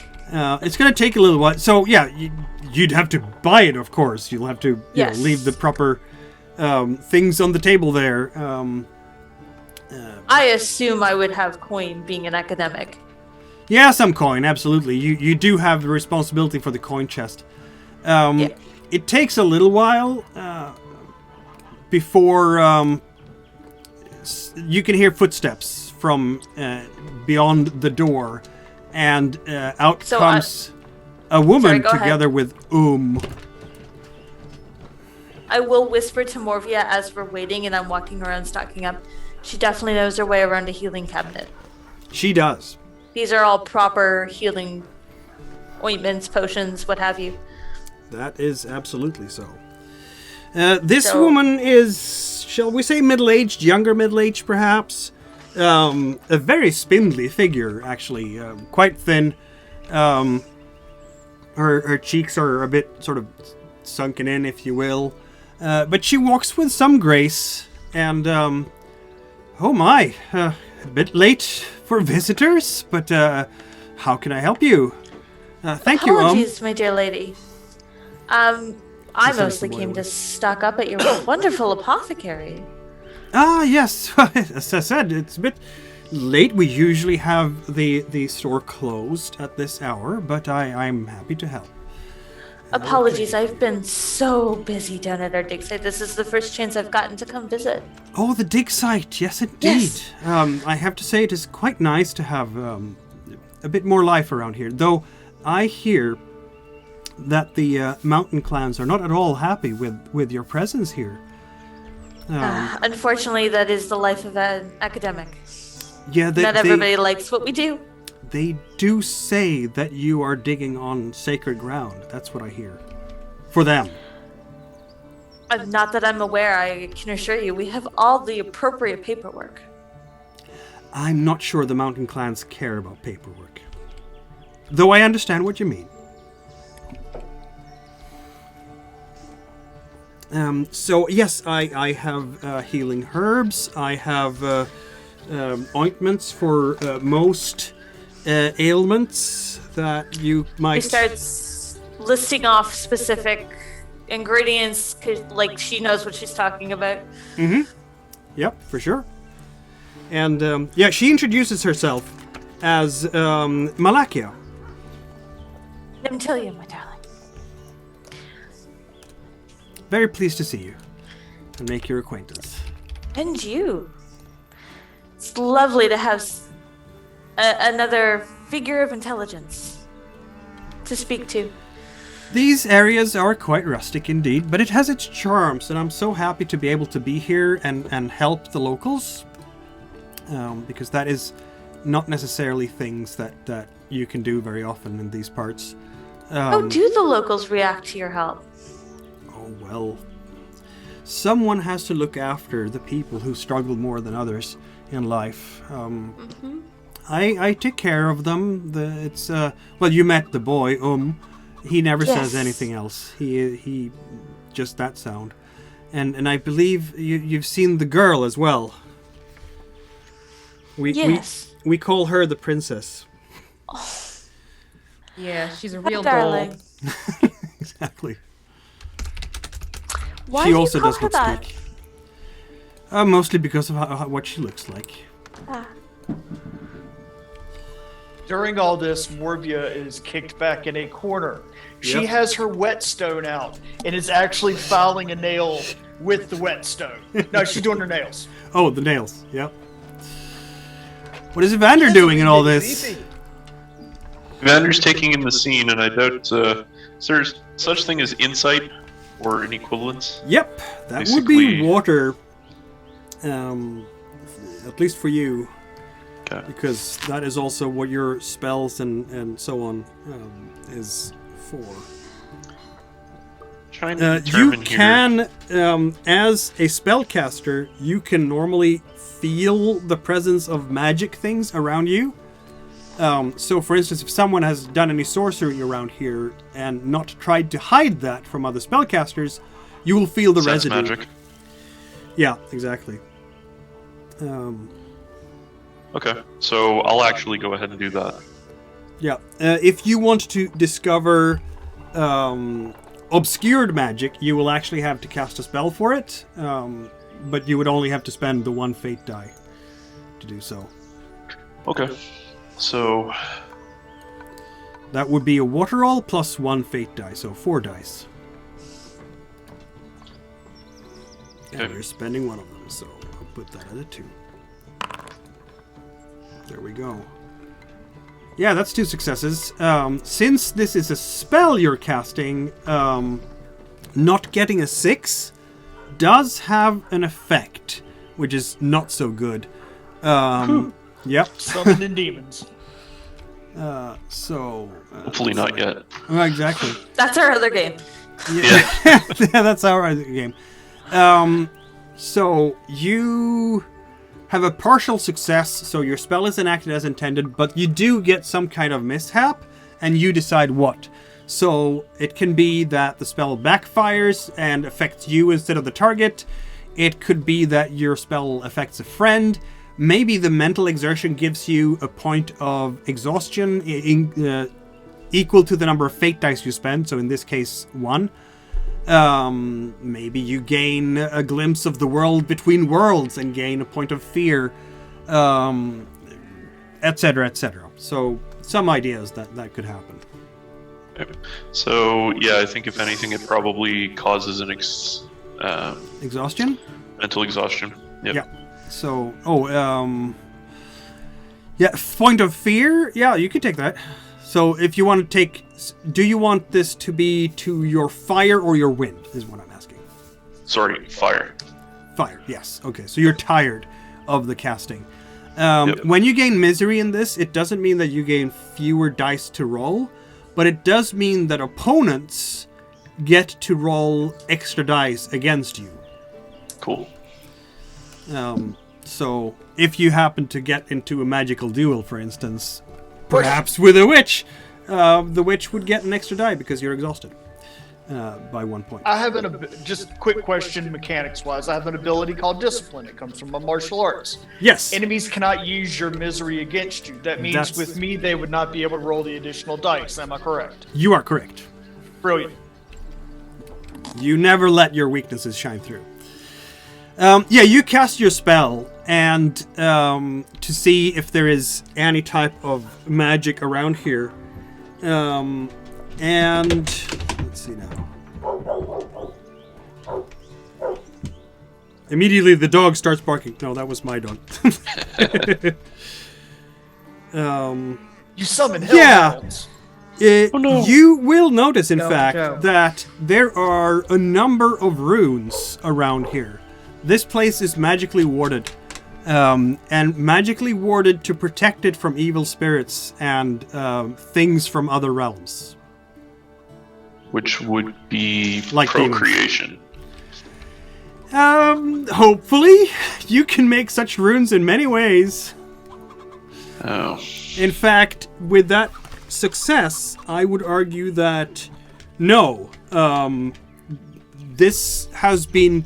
Whomever carved those runes, these runes are in fact demonologist carvings, not animist magic. This is anti-creationist ways of protecting against... Yes, she's a witch.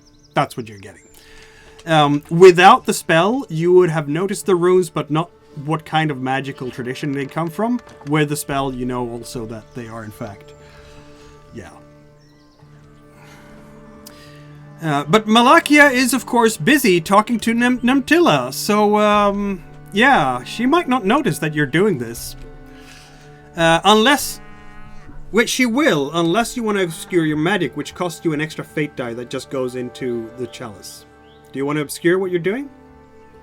Otherwise, Sure. she will notice it. Okay. Then you have 1 fate die left. So yeah, she will not notice that you're doing this because you're taking that extra time to focus and hide the magic. You're doing it surreptitiously. It takes a little bit longer. You're doing minimal hand movements. But as you're opening up your eyes to the astral plane, you can see these runes glowing, and they are glowing with an intense angry red with almost some black smoke around them, the telltale sign of demonologist magic. Until he just looks like a kid in a candy store.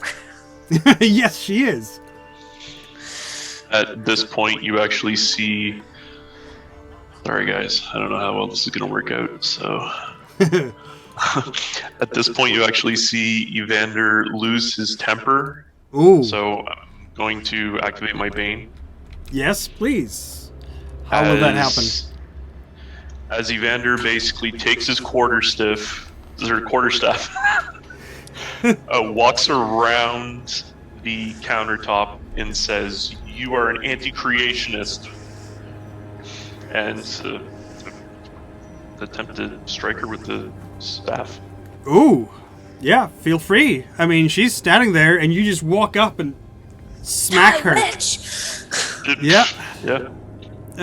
You decide if you want to use your fire or your stone. You have 2 in both, so it really doesn't matter. And you don't have any melee abilities, so basically You are using your quarterstaff. That gives you +1, so 3 dice, basically, to attack her. She's distracted right now by Namtilla, so I'm not going to give her any defenses at all. Somewhere up in the sky, there is an eagle flying around. We'll have to remember that later on, because if she runs out, things might happen. Sin, your character will have seen that Evander has, in fact, a trained eagle as a companion. So yes, it would be fire. There we go. That's a success. What the hell? Smack. You don't get any extra damage on her. She will take 1 point of damage from, I think it's 1, or is it 2? Oh, there, Evander of the Woods. Quarterstaff does how much? 1, yes, 1 point of blunt damage. Bang! She's just kind of staggered by that. Oh! What the hell, priest? Exactly. Whoa. What's going on here? Why did you hit her? Moria is still in the corner, following her nails. Your form on that was piss fucking poor. At that point, Evander turns around to the rest of the group and says, I know you can't see them, but there are demonic wards around this building. It's an anti-creationist. So the magic. town was right. She is a witch. If Yeah, there she's is just in this standing town, it there, comes from her. staring at you with sort of blood running down her face because you whacked her good. What are you doing? She says, and let's see now. I'm gonna roll 3 dice. Fire roll here. Sorry, party mates. Yeah, that's you are doing what is in your nature to do, as it were. There, you can hear footsteps down the hall behind the door. Someone is trying to sneak up on the door, basically, and failing because you can hear the creaking of the floorboards. Is it the door from outside? It's this door here, just inside the shop. My guess would be I'm Possibly. kind of worried about Biggin.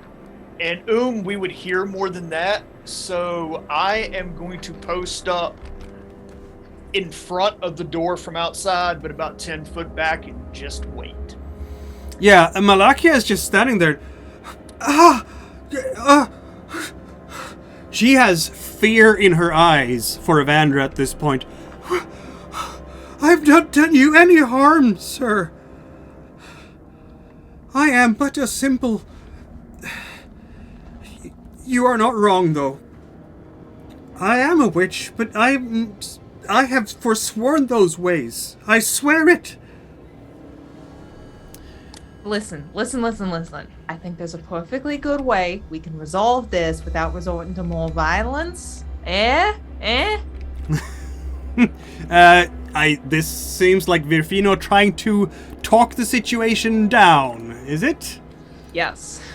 You would hear more of you chime in from where she's posted up. She does seem to be doing it, and that's good for the fucking community.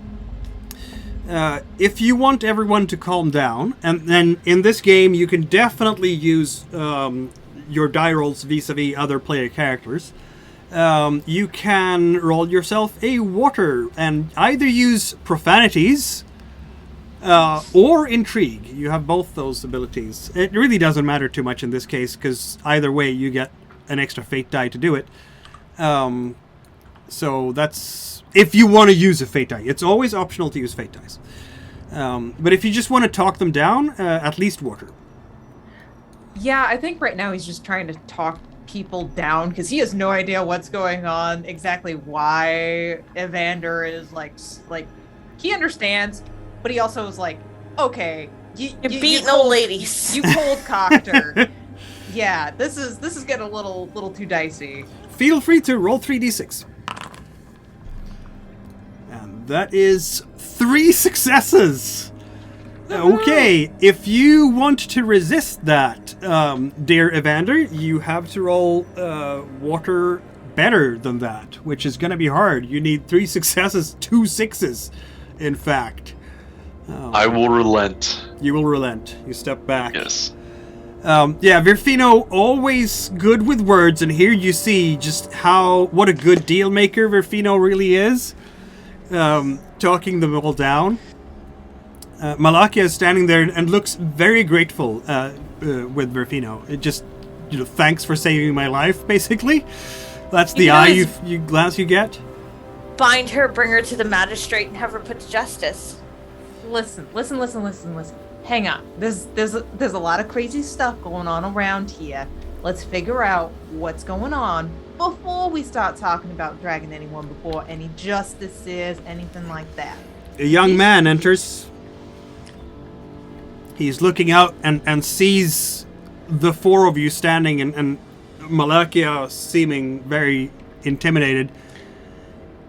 And he is not looking pleased with that. You can see the murder in his eyes as he looks at all of you. His hand, Rook, is somewhere you can't see it.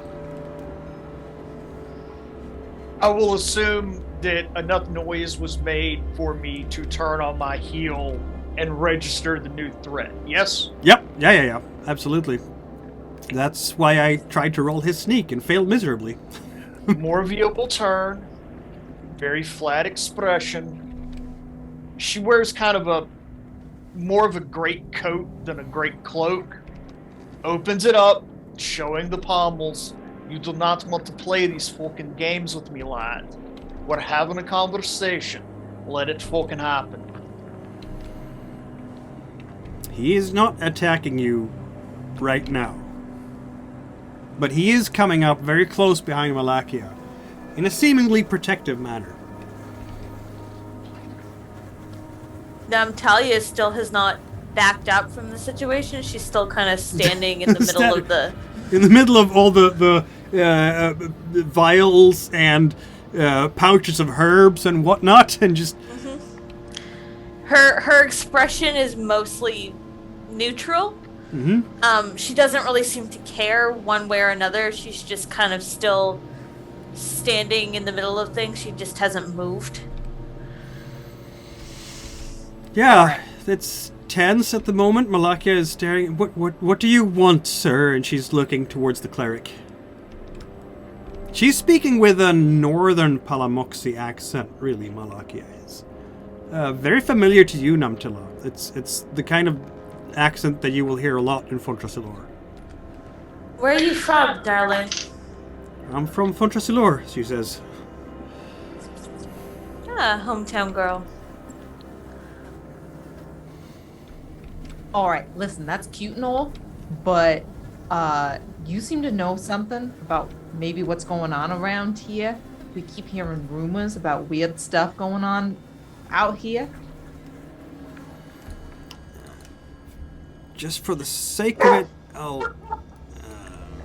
let's see now, there she is. I will roll her water, but no, she can't win because you have 3 successes, one of them is 6. It is true that I know something of what's going on here, she says. You are right, Master Cleric. I am a witch, I admit. Or I was a witch, I should say. I am not a witch anymore. I have... The only working of the craft that I have done since I came here was those protective runes. Nothing else. I swear it by the god Shamash himself. I have not done anything else. But I do fear that the beast everyone is talking about here is my fault. I thought I was in Fontrasilor, just as you say, Nimtila, but I'm... And there I was a witch, and I studied the craft of reaching out to the other planes of existence, and I brought a demon to this world. This is true. All of these things I am guilty of. Krunder, the other animist, was here searching for this beast, and we talked about it.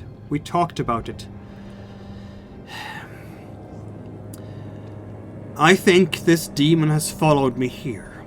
Vengeful. Angry that I brought it into this plane. And I am afraid that is what plagues this area, and I also fear that the beast got Crander before. There is a ritual you can use to end that demon's existence on our plane and send it back where it belongs. I have a statue. The one that I used to bring it here to our plane. It can be used to end the threat of the demon, but it's gone. And as much as I do not want to speak ill of the disappeared, I fear he is consumed by the demon, much like all the other disappeared people around here. I fear Crander might have taken it. We talked about it, and when he left this place, well, it was only after he did that I discovered it was gone. I fear that he took it, but I'm not sure. I think he wanted to use that statue to banish the demon himself. And I think the demon got the better of him. You see the rage in Evander kind of subside, and do you know where he went? No. He left. This was many nights ago now, and he was never seen again. He stayed at the inn, but they say that he never got there. So, listen, here's the thing. Did he talk about any kind of farm, going to any place like that? No, not that I know of. Huh. You're thinking that overly lucky farmer might have made a deal? Now listen, I don't know any. I know a thing or two about making deals. I don't know anything about making any deals with no demons, though. So I don't know if maybe that's what's happened. But those two farm hands, they seemed awfully nervous about trying to talk to me, and even when I was just trying to ask for directions to try and help the poor guy, help him live his holy life that like he wants to. They seemed real nervous. Like I've seen some shady deals, but they seemed real shady. You mean Barragan? Yeah, Malakia that's looks the one. really shocked. Barragan? And then she thinks a couple of more turns.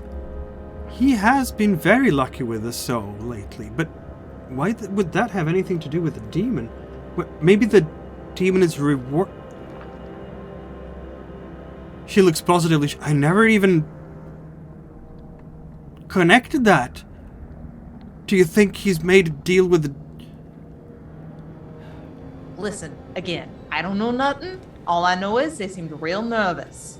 And you're talking about a demon having them come here. There's those kid stories, at least that I've heard about demons and things like that. But I don't know, Evander, you know nothing about this? You Namtilla? Mikkel, would I have any knowledge of stories from home? From the city I grew up in, to corroborate any of this? Not really. I mean, you've been buried in books studying, graves and ancient emperors. As I said, Fontrasilor is a center of scum and villainy. People go missing all the time. People do, the nobles who are not busy burying themselves in discussions about who is the true heir of the old Clavikian Empire that is now in dust and even killing each other over it. They are mostly spending their time with a lot of very degenerate debauchery, right? That there is plenty of brothels in Fontrasilor, and they're basically outbidding each other in terms of just how demented their services can possibly be. So if someone is practicing witchcraft in Fontrasilor, it's a perfect place to blend in. Yeah, Nobody would notice. While all this deep, heady, spiritual conversation is going on, Morvia's in the corner kind of looking down, considering something. Then gestures Nemilia over. I get paid triple for fucking demons. I'll make sure it comes out of the cleric. Evander just looks over and says yes. Like, yep, anything. Here, you are deputized. Yeah. I will be right back, folks. Yeah, can we Sure. do a quick 5 for like sodas and such? For sure. Alright, give me just a moment, I'll be right back. Sodas and such.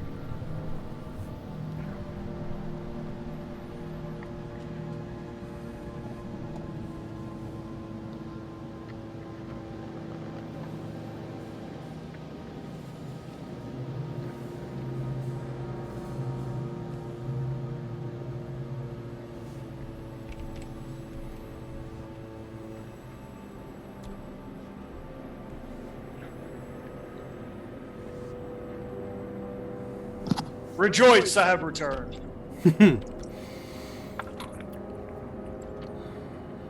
Very interesting turn of events.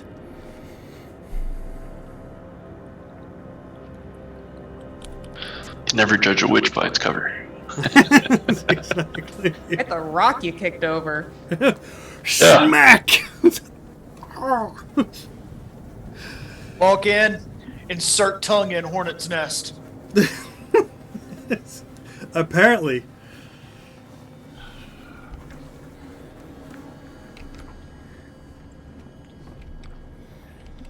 Sin, I like the soft Jersey accent. It fits perfectly. Yes, yes, it is quite. It's just 5 out of 5.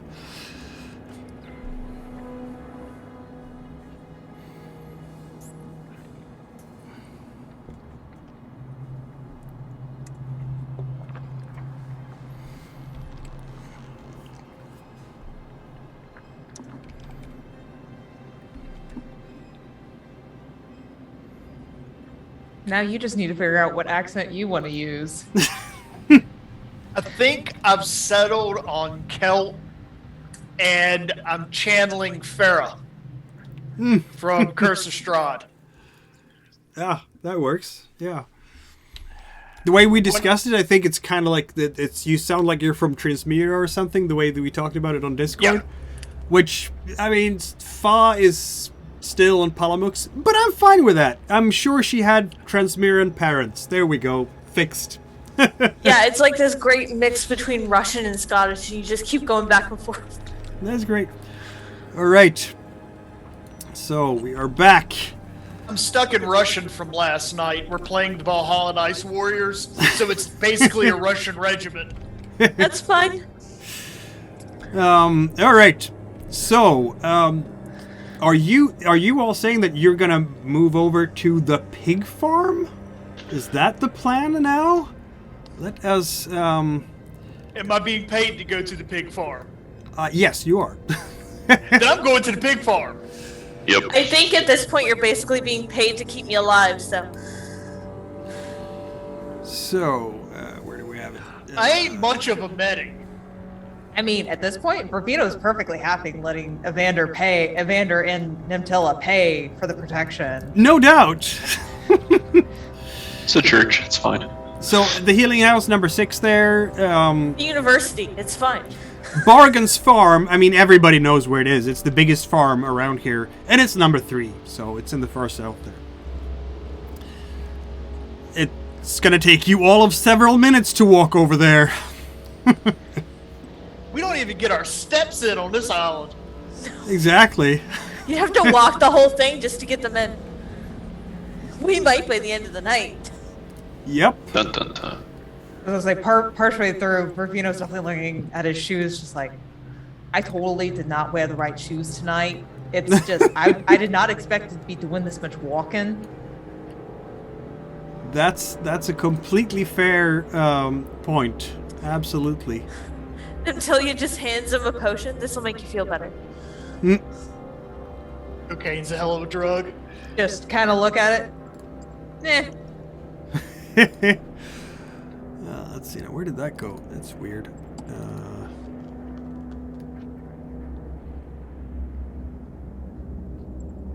When you take it, it is good shit. I definitely like you. I definitely like you. Can tell you're a college boy. That I am. I have As the wrong more- token for Morby on that one. That's weird. Why do I have that? As we're walking, Evander actually will slow down and walk side by side with Morbia for a moment. That makes sense. Yeah. And digs in his pouch and pulls out a potion and says, if you get stuck this evening, drink this. I appreciate it. I catch the conversation, I kind of grab it before you pass it, and like take a sniff to see what it is. What is Healing it? Potion. Ah, healing potion. Yeah, that makes sense. Snatching shit out of my hand. Glass I will cut you 3 ways. Long, deep, and wide. Trust me, love. You will appreciate it when I catch the poison. And I hand it back. I will stow it on my belt, and I will clap the priest very hard on the shoulder. See him kind of like stagger a little bit forward as he wasn't expecting it. Mm. So your brother's a preacher man like you, yeah? Yes. There we Yep, go. that's the Okay, whole now reason I can I'm actually here. activate this thing. So, yes, you're making your way down to the pig farm. And it is considerably darker than this. So there we go. Night has fallen over this area. Yeah, there's the main farmhouse. You have the small fencing there. Yeah, that's what's going on. Let's see now. I am in fact going to spend a few of my fate dice because just like you guys, I have fate dice. I get 3 for each player at the start, which means that I have 12 for my NPCs. And I'm going to spend some right now because there is in fact an NPC who's a very good sneak.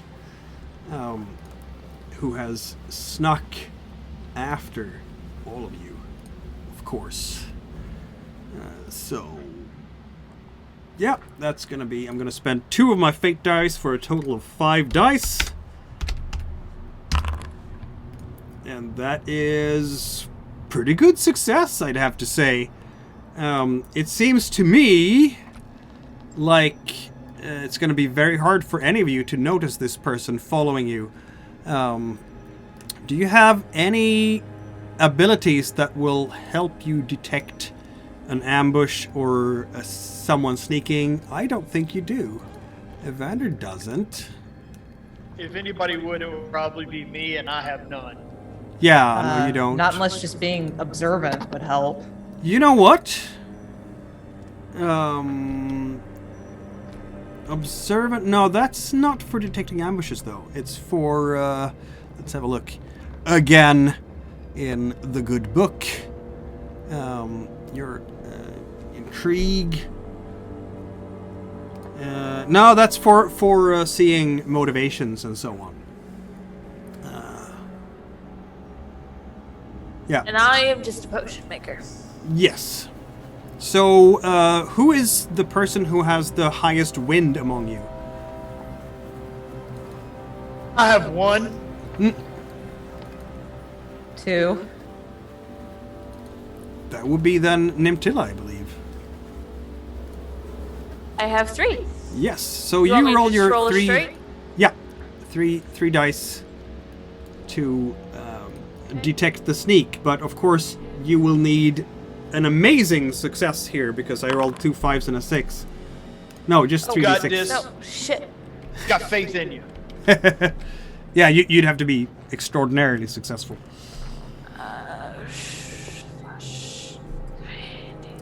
3d6. Why is it not working? No, Sorry, slash guys. I'm R really 3d6. bad with tech. So it's slash R, isn't it? Yeah, slash R 3d6.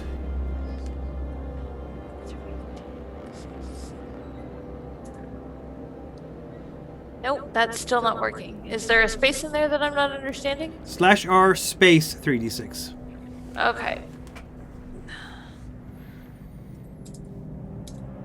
There we go. Nope, that still didn't work. Oh, you put the space before the R. It's slash R space 3d6. Okay, sorry. That's okay.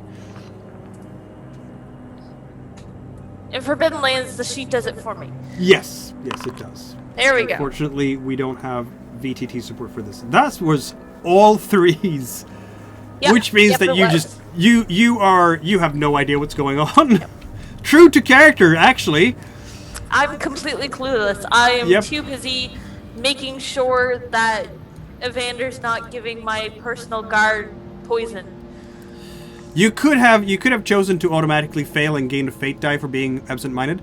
I can in fact retcon that and allow you to get Yeah. that if you want. I'll just get the fate die because I'm too busy Yes, you're distracted working at and, it. and busy. Problem in my head.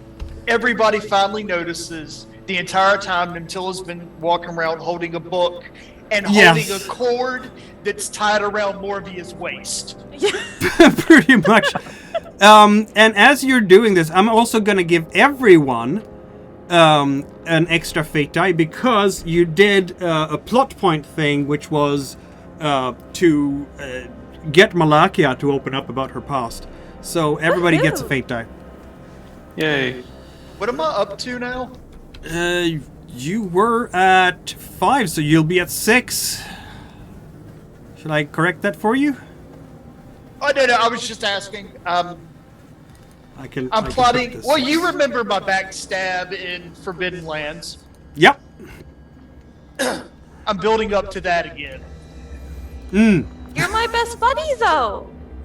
It was on a demon creature we were fighting. I had built up like 6 fate die, burned them all on a backstab that probably got my face stomped in the next round. So. It's kind of like when you banish the blood mist. Yep. Here we are, close to the pig farm. Everything is quiet here. Nothing seems to move. It's getting fairly late. Honestly, most people are in bed by now. Evander will actually whistle and call his eagle down. And it comes down, sweeping down from the sky. It's a huge bird, like the largest eagle any one of you have ever seen. Also very intelligent looking. Nimtilia looks up for the first time. Holy shit, where did that come from? The sky. Yeah, it's probably too listen, big to here's sit on the your thing. arm. It has not a absolutely fucking butter vicious owl. claws. She puts the book back in her bag. I gotta stop trying to write down potions and walk at the same time. You know, I'm really impressed you're able to write with how dark it is out here. There's a reason I wear glasses. Hate to read the notes afterwards. I can understand them. That's all that matters. All right, so what exactly is the plan here? I'm the owner of the farm. Figure out if it's anti-creationist, and then go from there. Because based off everything, this guy's got too good of a stroke of a luck, and there's probably demons here, and we got to get rid of them. Are you gonna just? To burn some shit down, I got a couple pounds of black powder in my bag. Are you gonna just knock on the door? We could start this peacefully. Evander I just got smiles looking at explosives his if we don't want to go quarterstaff. peacefully. You know, you catch more flies with honey than you do with vinegar. So Maybe we should let him talk. Yep. That could be a thing. Rufino, do your thing. Yeah, sure, whatever. Perfino will walk up to the door and Yep. kind of straighten himself up and shave and a haircut. Well, you're gonna knock on the door then. It's quiet. We're not common Initially. murder hobos. I mean, we're calling Yet. in the middle of the night. Of course someone's gonna think something weird's up. Yeah, it takes a while because you're calling in the middle of the night. But eventually, the door opens, and there's a fellow looking out through the door. He is a tall man, easily as tall as any of you, and quite muscular. Also, very confident in his demeanor. He's opening the door. Yes. What is it? Celia will just try to look sexy by Burrito because that's about all she's got. Verfino is going to look nervous and step back and say, Evander, you had some questions for this gentleman? His eyes darken somewhat when he sees the white tunic of an animist. Morvia will close a bit of the distance between herself and Biggin. Mm-hmm. Then Celia will slip her hand into her bag cautiously and just kind of leave it there. We've heard reports of anti-creationists here on your farm or nearby. We'd like to inspect it on behalf of the enemies. Nonsense. There's nothing like that here. I'm an honest farmer, I am. I'm not doing anything of the sort. Now be Then gone with you, You before I wouldn't run mind an off my inspection? property.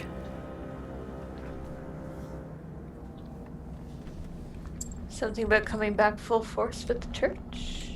Yes, if you'd like, I can leave and come back with a few more of my fellow clerics. Well, And you possibly- do that. He's kind Possibly of some of that's of the nearby Shamashi priests also. You do that. We'll see how that goes for you. This is my house here, and I'm not having any of that in here.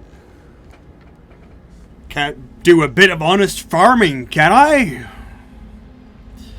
To which, maybe I'm actually more interested in that, honest farming bit. I hear that you got a surplus. Well, I sure do. Yeah, I'm at my sow, and he looks mighty proud now. Oh, she's about to have, piglets again. In fact, we just, recently, yeah. I'm gonna... Congratulations. I feel very bad for your poor hog. Oh, Very, you very shouldn't. happy, She's an award-winning sow, she is. Oh, yeah. Is this when Verfino is gonna do that observant thing again? Yes. Yeah, feel free. 3 water plus a fate die into observant, and that's 4 dice altogether. Well, I will roll. Look at that, 2 successes. Very nice. Well, I will roll 2 dice because that's all the water he has. And I'd have to roll 2 6s to beat you. Which I don't. I did roll 1 6, but I think it's since you are the attacker, you win. Yes, indeed. That's how it works. When it's even... No, you have 2 successes. He only has 1, so you win anyway. Yes, he is most certainly hiding something, Virfino. That soul is not just award-winning. There is something else about that soul. And he is ridiculous. He can't even hide in his eyes the malicious pride. He is prodding you on. There is a dark secret here. And he wants to be able to mock you and make you go away and then feel proud of how amazing and awesome he is. Just give me the Iggy. So I gotta ask. I gotta ask. How'd you do it? Was it breeding? You luck into the soul? Something like that? Aye, that it was. How did you know? I bought her fair and square, and I bought her in Maravelda about a year ago, you see. And then I brought her up here, and ever since, she has been giving me piglets by the buckload. Aye, that she has. I kinda want to see the sow. You want to see the sow? I kind of want to see the sow. What do you Well, want yes, to see? our friend needs to inspect your wares before he buys. Oh, I can show you some of the piglets. They are prime piglets. So, this person you bought the pig from, they still doing business? Well, I should think so. We would need to see the mother to make sure there's no genetic... Sin, you are very predispositions. confident that he didn't buy this sow in Maravelda at all? Oh yeah, he's just Yep. feeding him rope. He's just feeding him rope. Yep. So, that seller got a name? Oh, let me see now. It was a year ago after all, I think. Do you think you would remember where you bought your prize set? Ganfred, I think his name was. Aye. I remember it because it sounded so transparent to me, you know? Huh, well, you know those transmirants, they tend to brand them, so I've been around the joint a few times. You mind if I take a look at the brand? I can show you a few of the piglets, you see.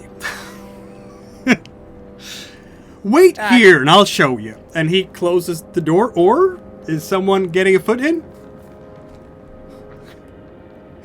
Then you give me the Iggy? Is Staff in? Yeah. Clunk. He's looking up at Evander. Now. Oh, no, go ahead. Go ahead, Rook. Sin, did you give me the Iggy? Verfino's looking, like, around at the rest of the group every once in a while, like, no. This guy, he's lying through his teeth. Okay. Before he begins swinging the door shut, I would like to perform quick draw. A short sword and a saber would simply materialize in the young woman's hand. Yep. The saber held against his throat, the short sword to his balls. We want to see the fucking sow. Show us the fucking sow before I fucking geld ya.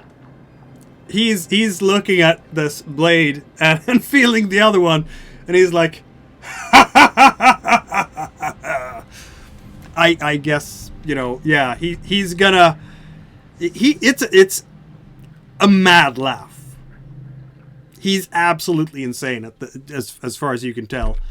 He's laughing at your blades. And yes, his oaken arms are going to try to resist. I have a feeling this is the start of a fight. What do you think? just a little. Just a little. Yep.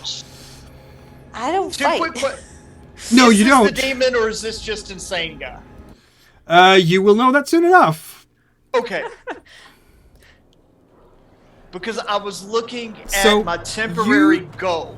Or, yeah.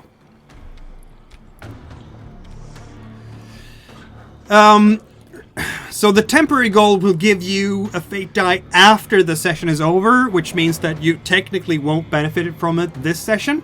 But to show your true value in combat, that could give you fate dice during the session. Okay. I just want to check off all the things on my sheet in one session. Yep. I've set a goal for myself. That's it. Yeah, he is gonna go and just kind of start bashing at you. He has oaken arms. He is absolutely huge, this guy. And I think there's a melee starting between him and Morvia at this point. And I'm going to definitely use some fate dice for him. Let's see now. I have 10 left because I've only used 2 of my pool. I'm going to use some of them now, but not too many because, you know. So there we go. He has an enormous strength. He gets 4 dice, which is superhuman, absolutely correct. He's stronger than any human can be, to fight you off. Now, here is the thing. I'm going to use 1 for wrestling as well. 1 of my fate dice for that. That gives me 5 dice. You, however, do have your swords. Since he initiates the attack this turn, you don't get the bonus for doing two-handed fighting, because that's only when you're the attacker. So next turn you get it, because then he will be the defender. But you do get your... I'll go over your entire dice pool here again, because we're all new to the game. So you have 3 for stone. You have 1 for your weapons, because you have longer weapons than he has, so that's 4. And then you can add 2 fate dice because you are good at fighting with swords. So you can have up to 6 dice against his 5. You decide if you want to have 4 or 6. I would like to burn one of my fate dice to bump it up to a pool of 7, please. You will have a pool of 3 for stone, 1 for the weapon. You said 2 fate dice, right? 1. 1 fate. You'll have 5 then, not 7. Because you don't get the bonus for having 2 weapons this time. You get it next turn. So 3 stone. Right. 2 points for swordsmanship.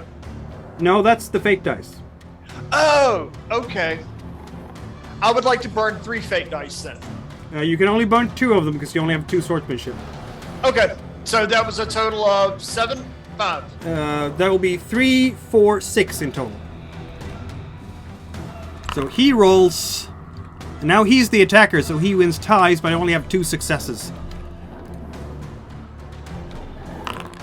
And you roll 6 dice, and you have 3 successes. Now, here's the thing. You can use one of your experiences to re-roll only the dice that failed. So the 3 dice that failed, if you want to check an experience for that. To do more damage, potentially. Each 6 gives you more damage on it. She's facing a larger opponent. She's facing a much stronger opponent. Yep. Very similar to the officer she accidentally killed by rabbit punching him with the pommel of her sword, which is the exact move she is going for now. Indeed. Is this acceptable to everyone? Very much so. So reroll. You can reroll 4 dice if you want, any number of dice that you want. But I would recommend that you keep those 3 successes here because you're going to need them to win the duel with, in case you fail with the reroll. So to be sure that you actually win this exchange, you need 3 successes. 3. All right. The number I need to reroll is 3, correct? To keep That's all correct. the successes? Yes. 3 dice. Whoa! That's all successes, but more importantly, you have 3 6s. That's 3 stunts, 3 crits. Your saber does 1 point of damage. You can add another 3 to that, doing an epic 4 points of damage, which is enough to kill someone like you with a single strike. That is what I will do. She thought she was using lethal force, not really understanding exactly how inhumane this man has actually become. Yeah, that's gonna work. Bargain will take 4 points of damage to his stone. Now, here's the thing. He has, as I said, 4 stone. Which means that he's still up, because you have to take 1 point of damage more than your stone to go down. He doesn't have any armor, does he? No. Describe what happens. What does this look like? Because it's pretty epic what you're doing with your swords. He is reaching out and just ready to clobber you with a fist the size of a melon. Reverse holding the short sword, she would come up, slashing at the tendons on the back of his hand to further arrest his ability to throw punches and grapple. As doing so, she slips under, slamming the pommel, the heavy metal weight at the back end of the saber, directly where the spine and skull join. I'm going to brighten the scene a bit here so people can see what's actually happening. Yeah, that's exactly what happens. He staggers back into the room, slashed open, his body slashed open. He's bleeding profusely because, of course, you do slashing damage. And if he doesn't get medical attention, he will bleed out. He's absolutely shocked. And what's worse, that blood that's coming out of his veins, it's not red. It's white as milk, splattering all over his own floor. And he staggers back in shock. What? He says. Everyone else, Evander, what do you want to do?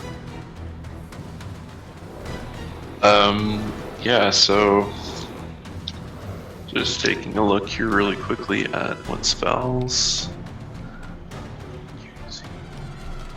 Yeah, if anything, Evander's just gonna whistle and send the bird at him. Okay, the bird will attack. What is the bird's stone or fire? So we said stone was going to be 3, and fire 3, wind and water 1 and 1. Indeed. If you want to use the bird's ability, which is, of course, wrestling, I believe. Wrestling. Yep. You can spend one of your own fate dice to do that. Okay, I will use wrestling, so 4d6. Indeed. Okay. And you get +4 extra dice because that's how hurt Bargain is right now. So you have 8 dice for this bird.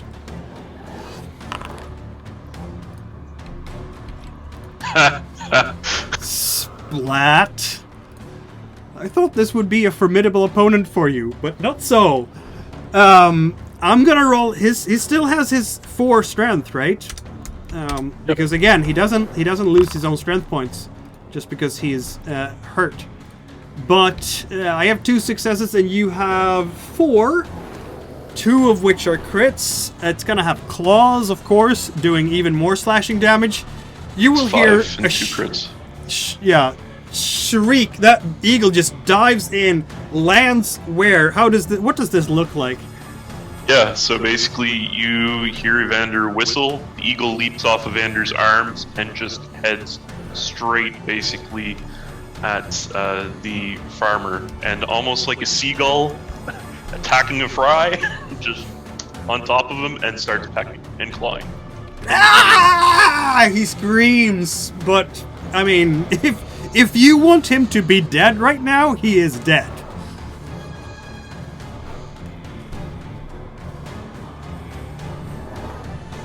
He's down. White pus is not normal, so yeah. No, this is strong evidence of anti-creationist activity, you could say. Yep.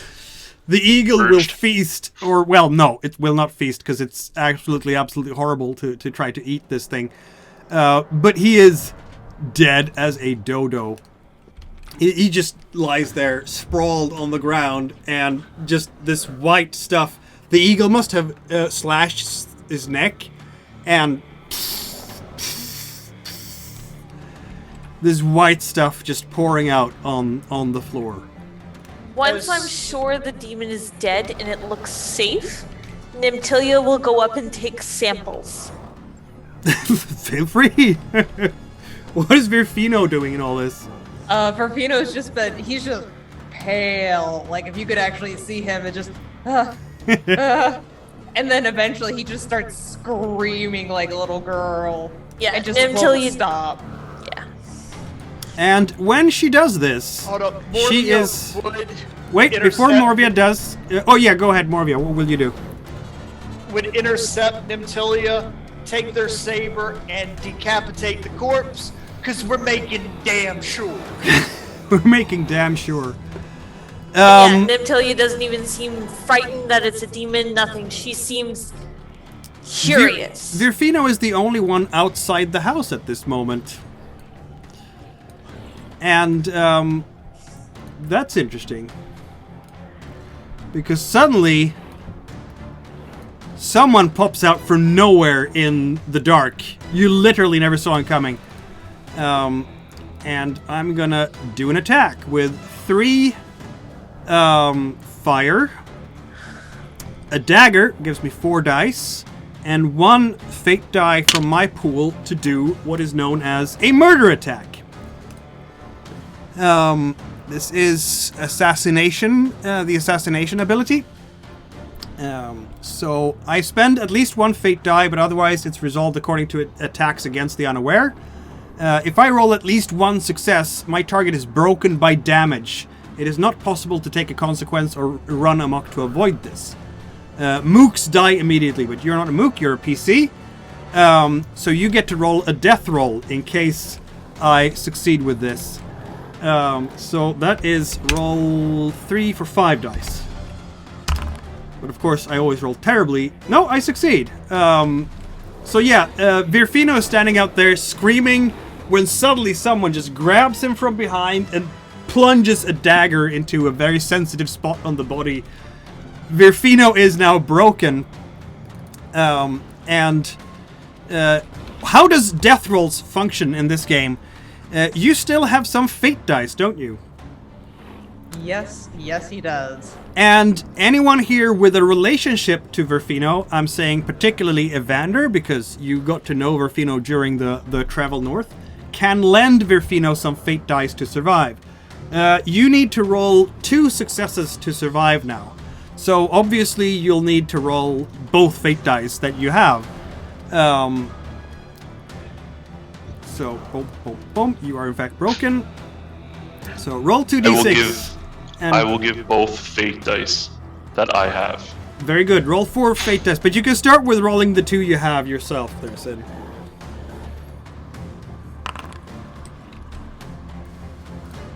And that's 1 success. You need 1 more. So pick 1 from Evander and roll that. And if that doesn't succeed, use the other one. That's success. Virfino is in fact not dead. And Evander gets to keep the last fate die.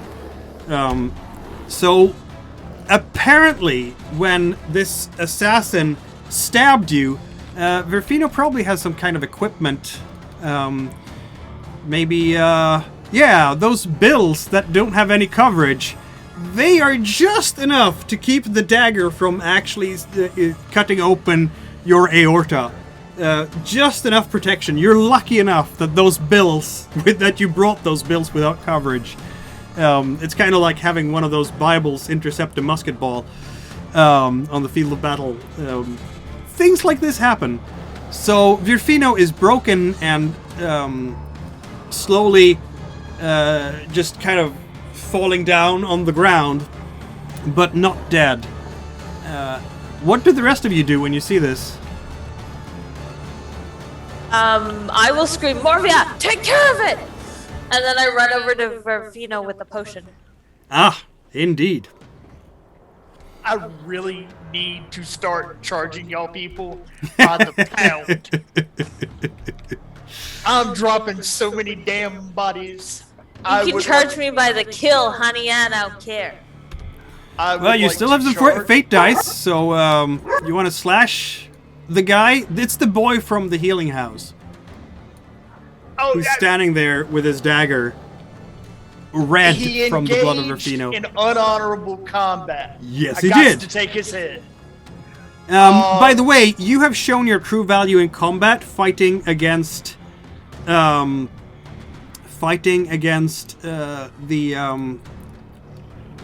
bargain demon person. So you will in fact gain 3 dice for that. I'm gonna give you right now. So you have 7 fate dice. So should I just murk this dude? Yes. That's up to you. Okay, so you're the attacker 3, now. You will have 7 dice if you spend 2 fate dice on this. That sounds like a perfect number to roll. He will, in fact, roll. I would have to use my fate dice to. Ugh, that's not good. Damn it! It's a slash. I'm gonna roll 3. He doesn't get a bonus die for his dagger because you have a longer weapon than him. So let's see now. That is, how many successes do you have? You have 1, 3. 2, 3. Yes, indeed. I'm gonna roll 3d6. Am I gonna spend? This is the tricky part. I only have that pool of 12 dice, and I have 8 left. Okay, I'll spend 1. That gives me 4 dice as a defense. It's not Rufino. That's 3 successes. How about that? And you had 3 as well. He has a 6, which means that he wins. You lunge at him with your 2 weapons. He is fast. He is not a stranger to combat. He moves like a snake, just out of the way, and then with his blade coming inside your saber and just touching over your arm with that would be 2 points of damage for his dagger, and your armor does not protect against 2 points. It protects against 1 point, so it's all or nothing in this system, which means that you do now have, in fact, 2 points of damage on your body. He's fast, this guy. Do I have his undivided attention? Oh, so yes. Aid can be rendered to Rufino.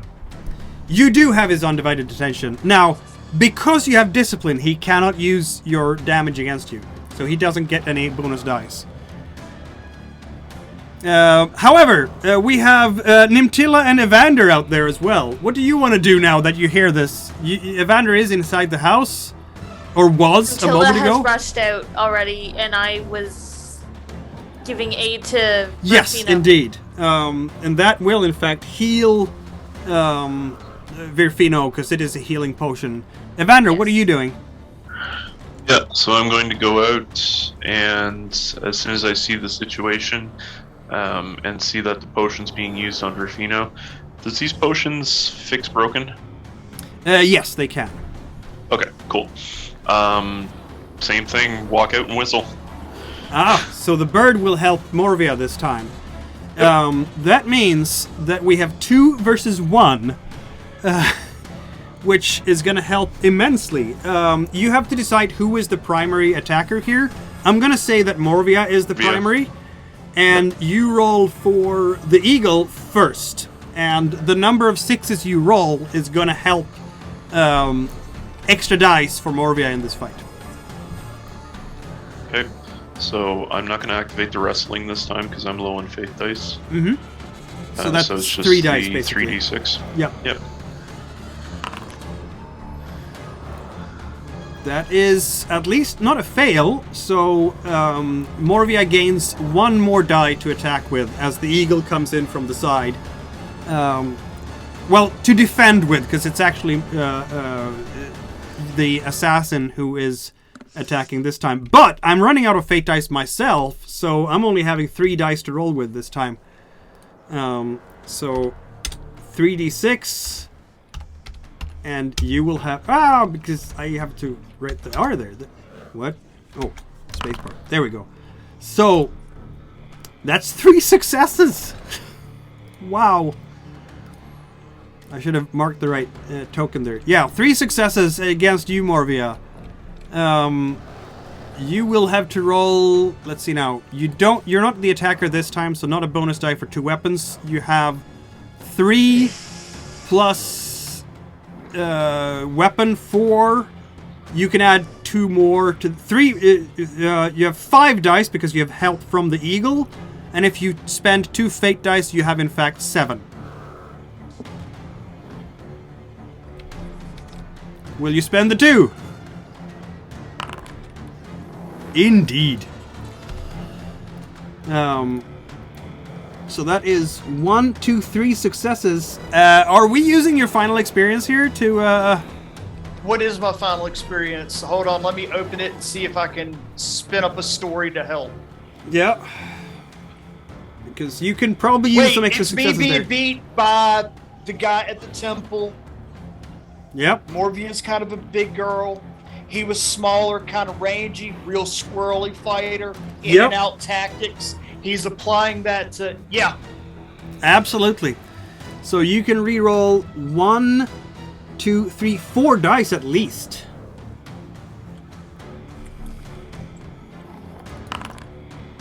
Yeah.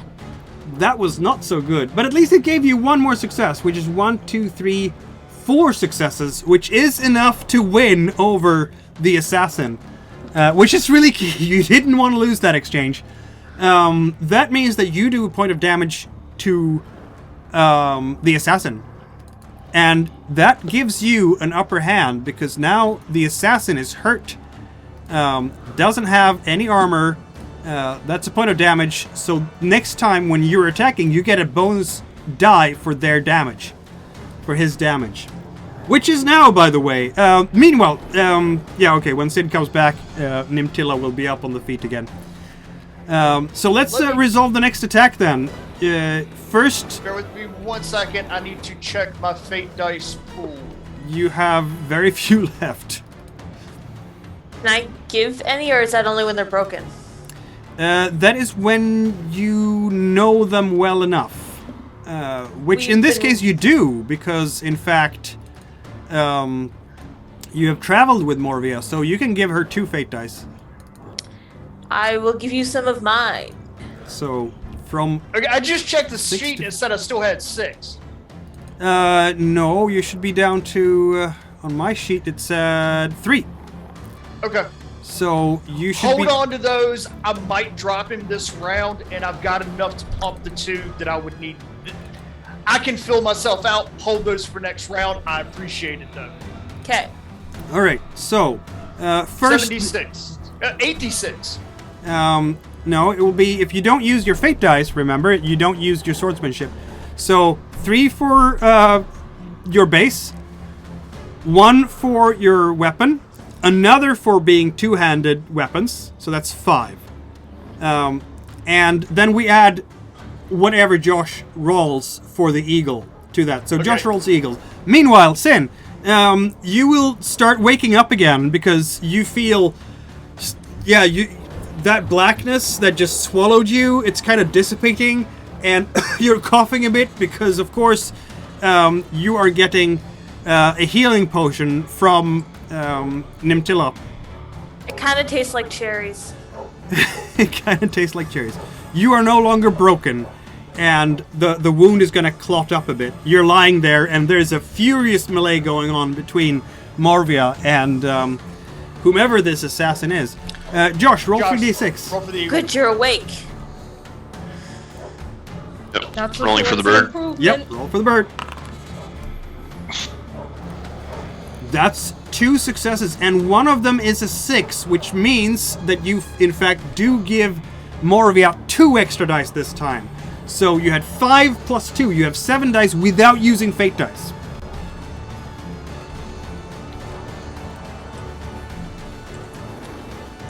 as a note, once Perfino wakes up, he's just going to roll onto his belly and just crawl away. Just like, this is not my thing. I got stabbed already. Muttered something about being a coward. That's not a very good roll. I mean, you hit. you have more hits than this guy can defend, but it's not impressive at all. And you're out of experiences. Now, what happens if you have checked all the experiences? You level up, but not in the middle of a fight scene. So when there is a scene where you have resting and recuperation and you can take time to reflect on your experiences, you would in fact get a new experience and a new point in one of your abilities, as the story seems, would say is reasonable. And then you'd have 4 experiences and 4 skill dots, basically. Very cool. But that's not now. So you have absolutely hit the assailant, who takes another point of damage. Slashed over somewhere. What does it look like as they are dancing about, both of them? With the eagle kind of going high, flapping around the face, Morvia would slide in, physically spinning, almost with her knees completely bent, sending both blades tearing at his midsection. You know what? We forgot one die that you get for him being wounded last turn, so roll another d6. You might get a 6 yet. Big money, big money. It's a 6! You know what that means? He goes down! Perfectly bifurcated. Yes! Perfectly bifurcated. Ugh! And if you want there to be a lot of intestines coming out of his body right now, they do. I'm cool with that. He is in Pink fact mist everywhere. dead. Yes, now there's a lot of mess around here, isn't there? 2 dead people. Though why this person would have attacked you is unknown at this point. So yeah, there you stand in the aftermath of 2 very cunning enemies. As Morvia finishes the spin, she comes up and spits out, "If I have to kill the fucking hog, that's when I'm getting paid by the fucking pound." Speaking of which, I would love to go take a look at that hog. I agree. How are you doing, buddy? You took a wee bit of a nap. I can certainly say you guys know how to liven things up. Not me, of course. Though, thank you for that, Nimtilla, your doll. Don't worry, buddy. I'll give you some more drugs later. I'm gonna hold you to that one. Though I do have a very important question for you, Mikhail. Yep. Does he look familiar? Specifically from the witch's house? Not to you personally, no. Not at all. Okay. You have literally no idea why he would have attacked you. Other than the fact that when you think back on it and how he behaved in the witch's house, he was giving you all murder glances when you were in that healing house. He absolutely hated the way Evander treated Malakia, and maybe this is just him being a murderous psycho. That was my question. Is he the one who was standing behind the witch? Yes, that yes, was giving that was him. eyes. That was him. Okay. So Rufino's gonna look over at Evander. You certainly know how to make friends, don't you? Just the right ones. I'm gonna move. Hanging out with you guys, right? Exactly. You are moving yourselves over towards the barn, I take it. Yes. You would be correct. No, not that one. Sorry. Okay. I managed to grab a hold of the assassin as well as I marked all of you, which was not. We're just dragging the body with us till I turn out his pockets. He's gonna be there. As you're going there, collecting more potion. You will see these 2 gentlemen. It's still dark. It's in the middle of the night. They're coming out there, and it's the farmhounds that you saw in the tavern, and they're coming out there and they're looking at all 4 of you and going just, no, don't go in there. You don't want to go in there. Too late, darlings. They All run right, away. Why exactly don't we want to go in there? What are you hiding from us? Because The Sow! The Sow will kill you all! And they run away. We already killed the Suppose- master. Suppose we should have told them we killed their fucking boss. They'll find out in a minute if they go through the house. Okay, you three. You know what? I'm gonna hang back at the house. You all have fun with that. Firfino leaves. That's fine.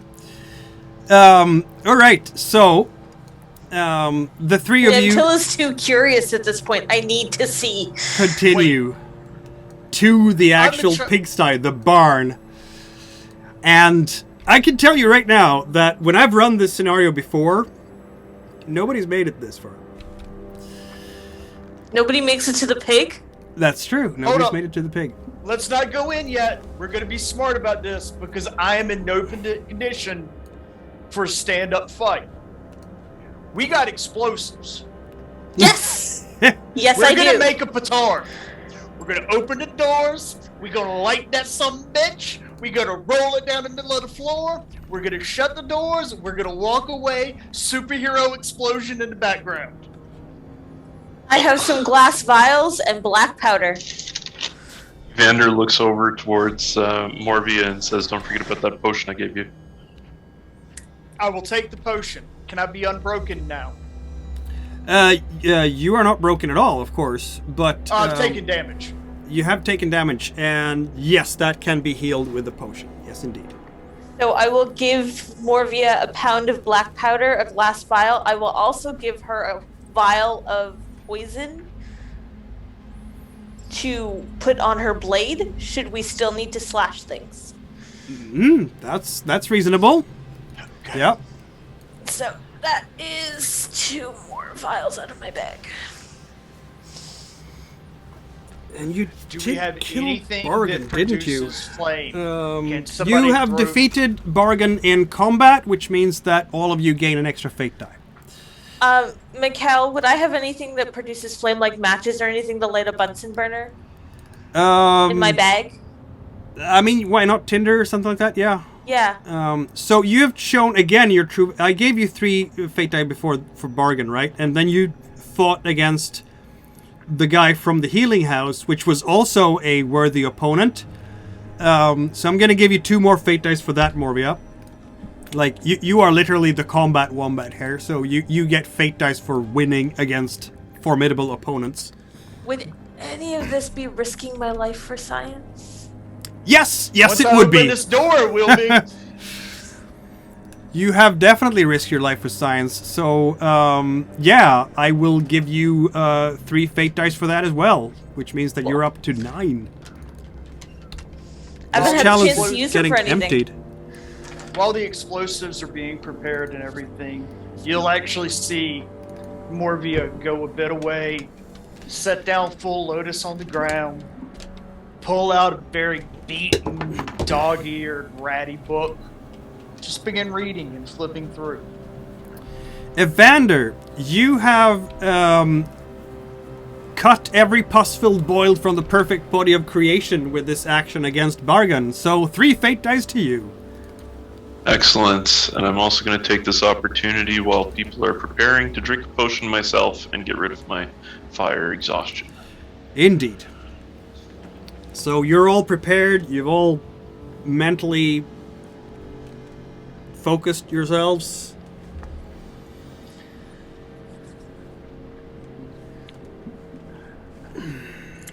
And Your so, explosives are ready. Breach. breach. Morvia puts a foot through the door. Ba-bam! Ba-bam! And in you go.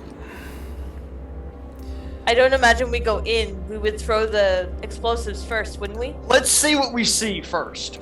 Okay. You see a barn with a lot of piglets, and in the middle of all of them stands, in fact, it's how can I put this? It's a pig. It's really a big pig, but she's standing on her hind legs, and sort of leaning against the railing. And she looks at all three of you. So you've bested bargain, she says. Come to my clutches. I look at Evander and Morvia. If there's anything left of that when we're done, I want samples. And I hand Morvia the bomb and walk out. As you do this, there will be magic, Evander.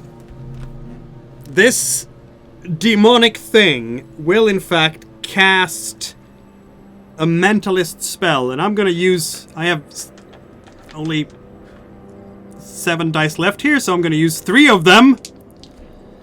So I'm gonna roll 3 wind and 3 dice for magic. So that's 6 dice altogether. Evander, if you want to do like counterspell or something, this is an excellent time for that. Yeah, I don't know how to do counterspell, but sure, I'll throw my dice towards it. So what you can do is, let's see now, the general spells. Where did I go? You can, basically it will be like a magic defense against. Let's see now. I'm gonna. It's magic attack, obscure magic. I think I see it. Targets a spellcaster too. They can counterattack, rolling for magic tradition, spending fate die up their level of confidence. Exactly. There you go. Roll-sized wins. Yeah. Cool. So you're doing your thing. Now this is mentalism, so it is in fact anti-creationist in nature.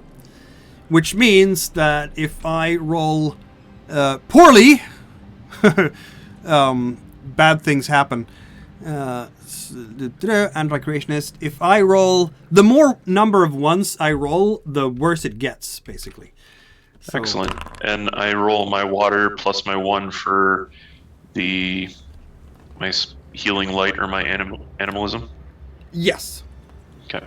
Now I rolled very, very well with that spell, but I also rolled a 1. So, yeah, that's. I couldn't roll better than this. This was so. Yeah. The ones that you roll, Evander, does not in fact give you any mishaps at all because you are using creationist magic. You will remove 2 of so you have 2 successes. They have 5. The demon has 5 successes. 4 6s. That's just brutal. And the spell I'm casting is, of course, a mentalist spell to take control of someone. Dominate! If I win my conflict roll versus the victim. So you're going to add, Evander, you'll add 1 bonus die, I believe, to Morvia's wind roll. Oh, I'm rolling? Yeah, I mean, you're not going to succeed because I rolled hilarious. You need 4 successes here, and you can't win. The magic is just way too powerful. However, I did roll a 1 with that other die, and it's an anti-creationist spell, which is not so good. Okay, it wasn't too bad. Had I rolled 2 once, it would have been much worse. This demon is now infamous as a terrifying and despicable sorcerer. It gains 1 reputation. I can live with that. Morvia, you feel you're looking into the eyes of this demon, and suddenly you have no will of your own anymore. You are a puppet on strings, and will have to attack one of your companions. Yay. Sorry, Pretty Evander. much. You're the one in front of me. Sorry, buddy. I rolled ridiculously good on this. This is why I saved my fate dice for this long, but I never rolled this good. Do I notice any of this? You will once Morvia starts attacking, I don't know, Evander perhaps? Probably Evander. Yes, Evander. Yeah. Okay. Hey, Morvia, do you drop my bomb when you attack Evander? Probably. Yeah, Yes, probably. I definitely would. Because it would be taken over, no longer concerned with the bomb, reach for both weapons, bomb hits the floor. Yep. That I makes am sense. sorry, I am sorry, I am sorry. I know you were not combat built. I tried to not spend any extra dice, but I just hit the fuck out you. Yeah, that's 5 successes. You can't win against that at all. That's okay. Mama's got more healing potions.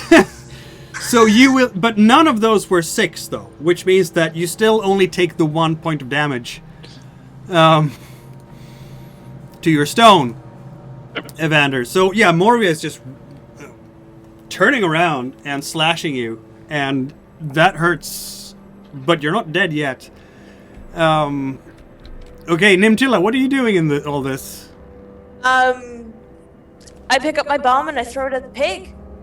Okay, that's a good and idea. Try to get my friends the fuck out of there. Roll fire. It's gonna rain bacon for miles. But you have to succeed with a fire roll, though. My fire? Yeah, Yep. it's dexterity, right? So that's Okay. literally your worst my one. fire is 1. Yep. That's terrible. You can still do it. Yeah, potentially. You got fate This dice. is where your shit. fate dice come in. I rolled 2 by accident. Yeah, you want to roll the 1. No, Fate Dice, she doesn't have any ability that helps with that. Oh, No, I have no dex abilities. No, Unless no. you Yeah, want to no, use this my is- potions because I know how I built the bomb. That's no, that's well, I.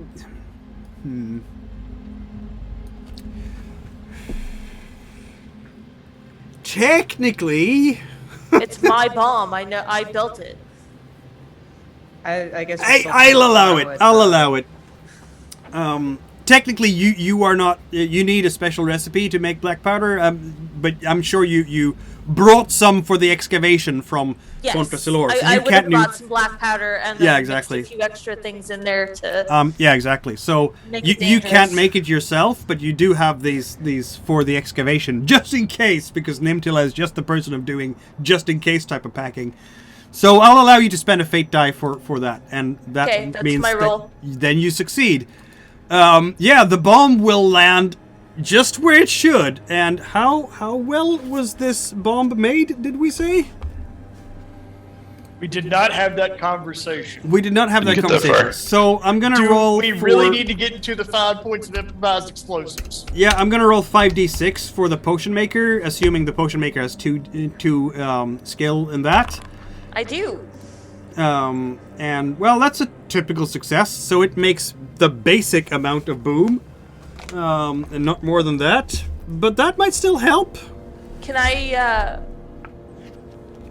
Can I use an experience to re-roll some of those? No, because you're not the potion maker. Okay. That's when you level up, you can take that as a recipe. Did So- you blow up a lab when you were doing your classes? No, but I wrote a celebrated dissertation about all worlds, so I know things about demons. Yes, you do. Let's see now. I need to go to because I've never had someone use this in my games before for some reason. So I Nobody's need to, ever there made we a go. Molotov cocktail. No with one has black ever done powder? that. Okay, so That would be like my go-to, obviously. I'm more shocked by the fact that nobody else has got this far. That too. okay. Bump, bump, bump. I'm gonna say it has a effect of 2. So roll 2d6. Okay.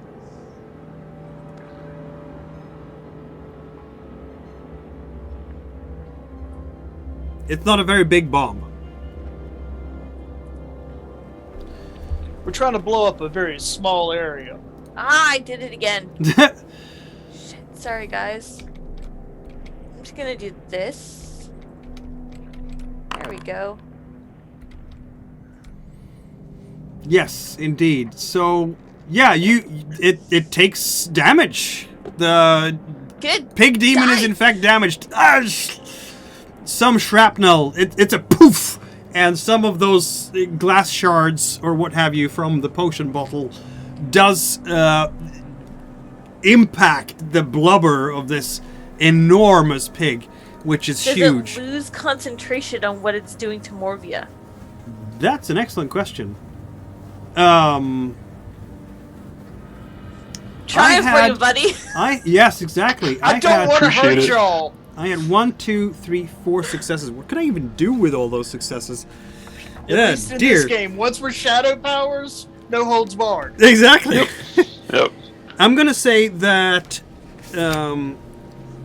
this thing has used its extra 6s to. This is. When I read this character, I realized, shit, I'm our healer and our rogue. Yes, you are.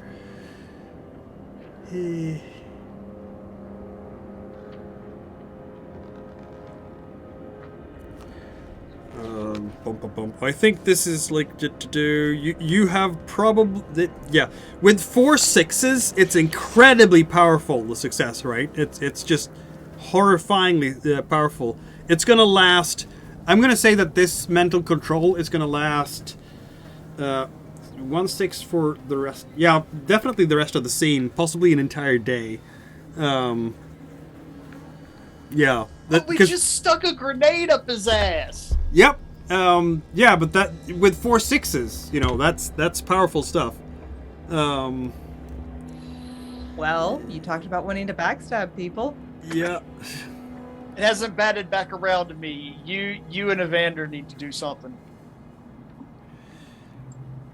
I mean, it's either I'm controlling the demon is controlling Morvia for a good long while, or it's controlling more than just Morvia. But no, well, I it think loses control if we kill it. Yeah, No. exactly. It will. I'm not debating that. I'm just surprised that the explosives didn't break concentration. Well, this doesn't really necessarily have.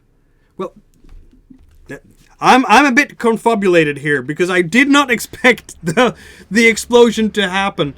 I'm gonna read under mentalism, and I'm not just gonna take a moment here. What part of we're making a bomb didn't you believe? Yep. This is me. You should know from DMing Frida. I should. I'm gonna do stupid shit. You can rip it up. Offer can. I mean, how many coup de grace has Frida done now? Yeah, that's quite a few. Okay, the control only is good enough for one specific action, so I have control over 4 scenes. So 4 turns is what I have. Okay. Y'all can soak that. I got faith in you. Yeah. Can we say that the bomb makes her lose 2 because she did 2 yes. dice of damage? I'll do that. Yes, I'll do that. So you only have 1 more scene of control. Yes, exactly. Before 1 more the turn of pain control. overtakes the concentration. That is reasonable. All right, so that was the first turn. The second one. Now, the demon started this, so initiative is now with you guys. Morvia is still under demonite control. Nimtila and Evander, what do you want to do? Sin, since you don't really have a character in the scene, I can give you a fate dice for taking over the demon if you want.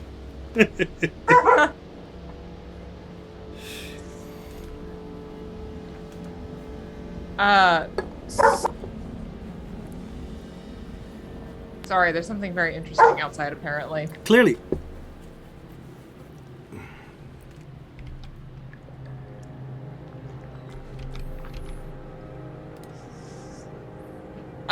Actually, I had a question. Because with Verfino not having much else to do and understanding that the statue went missing, he'd actually start kind of looking around the farmhouse. That's fair. Verfino will, of course, see that the 2 stable hands run past and run away. And you're looking through to try and find that statue in the house. The house strikes you as really normal. There is, with one exception, there is a lot of pork in here. Like, ridiculous amounts. And maybe also something else as you're looking through the cupboards. Like, why is there a hand lying there in the larder? That makes no sense. You found the long pork. Yeah, it might just be long pork. Some of the stuff here. Tasty. Wait. So, I guess a more important question. Does he manage to find a whole body or most of a body? Yeah, well, parts of it. Anything with anything distinguishing that might indicate that, I don't know, it might be Evander's brother? Nah, the distinguishing marks would probably be all the coal under the nails of the hand. That missing collar? Ah, okay. Meanwhile, Nimtila and Evander. So Evander's going to basically head towards the pig. Yep. Oh, Sorry. Alright. There we go. Alright. What? And where will you do that? Just smack with the quarterstaff, attack with the eagle. I'm going to use Bring Light. Ooh. And I'm going to try and overcast this as much as I can, Miguel, because you know how brain art works. Yes, I know. And so basically, All the I'm fate going dice. to spread the light of mercy and try and blind this pig. And who knows? Indeed. Maybe also That could work. maybe Send also it back to blinding hell? Morvia. No, it's just literal blind. Yeah. So it is the healing light of Tigwalvan.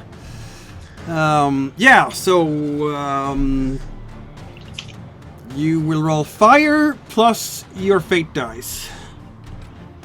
Now, just to confirm, is it up to my ability score? In Yes, fight so dice? this is just Okay. a single die, exactly. Okay, so 3d6 total. Yes. All You're right. not that strong a cleric yet. Okay. That's a success! And a 6 in there as well, which is lovely. The light I'm going- shines. Oh. Yeah, go I'm ahead. gonna burn an experience of that I've trained for this in mental disciplines by I the love it. emissary in Abzula. Yes, as indeed. I want to get rid of that one. You want to get rid of the one, yes. Please re-roll it. You might get a third success, which is not a Love bad get thing to third get. Success. It is a success. So, yeah, 3 successes. Excellent. So, everyone in short range must roll fire if they had no warning. Hi, Nimtila. And didn't cover their eyes. And your number of 6s decide the duration of the blindness, which is, of course, you have a 6. It's the Towards the entire pig. scene. Yep. Wow, that's not good. Scrofaxia might have to do some counter magic before you throw your spell. I do have That was a some- fire roll, correct? Yes. Yes, it is. Dear. General spells. Because you're doing a magic attack, right? Which means that I'm gonna do.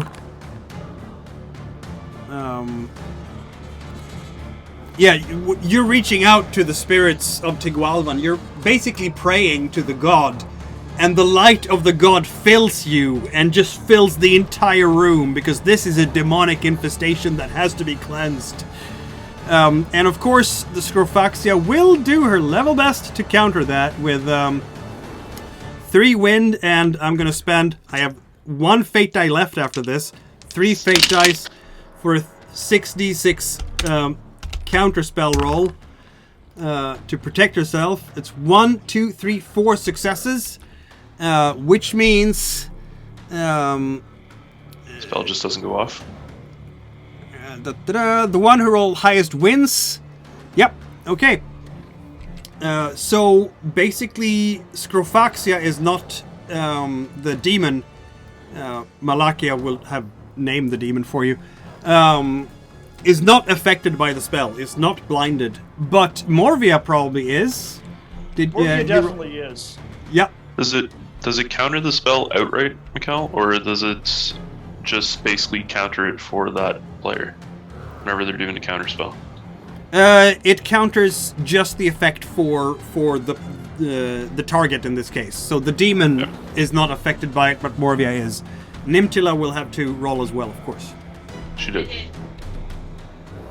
Oh, you did. We all blind as hell. Yep, you're blind for the rest of the scene. Evander is not, and the demon is not, which is an interesting combination, isn't it? But I only have one fate die left for the demon. I succeeded. You did. 1d6. This is a 3. You rolled a 3. Oh, I thought a 3 was a success. Sorry. No, it's a 4. It's a 4. Oh, okay. Cool. So it's a new turn then, I guess, because the demon threw that counterspell to protect itself. Since I was blinded and lost my action that last turn, Yeah. I am now back in control of my mental facilities. You Yes? are indeed. Time to cut up some bacon. You're welcome, Sunshine. The demon will, with a final fate die, do what exactly? Teleport his Nothing. ass home. No!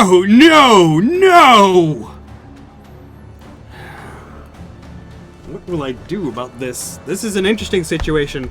Nobody has ever actually... Well, there was one time when I had a fight with this demon, but that was in a very different context. Make it squeal, Morvia. It will try to bite you. It has a monster attack, and it will, in fact, try to eat Evander. And I do roll 7 dice for that. It's a powerful thing. Swallows you, I'll cut you out. But Morvia is coming up to help out, right? So you will be there and helping Evander. Squeal like a little bitch. Do you want to help Evander, or do you want to attack the demon? I'd say probably you should attack the demon, but It can't eat him if it's dead. I'm okay with me. Yeah. They have presented me with unassailable logic. He cannot eat him if he is dead. Therefore, I will render him dead. Morvia, you actually attack first because you have... no, you have 2 fire just as the demon. So, yeah, this would happen pretty much simultaneously, but you are the attackers now. So, go ahead. Attack the demon before it can attack Evander. It's basically baring its enormous tusks and going straight for Evander there. Was that your? Oh, there we go. That's your attack. There we go. I will roll the 7d6 to defend myself because.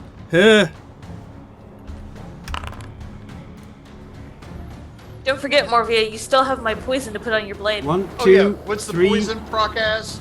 That would take a little while though. You did that before you went in though. 1, 2, 3. Yeah. The demon wins this exchange. Definitely, because the 7d6 of attack. So that means that you will take the damage instead. And that'll do 4 points of damage to you, which is a lot. It's a terrifying beast, this one.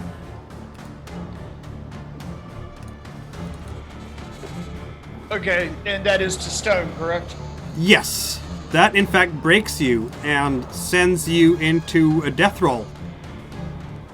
You're running straight into that demon, and it just takes a big chunk out of somewhere around here, I guess. So you will have to roll. Well, you need a single success basically to survive this with your death roll. All right, I got 2 fate dice left. Roll them both of them.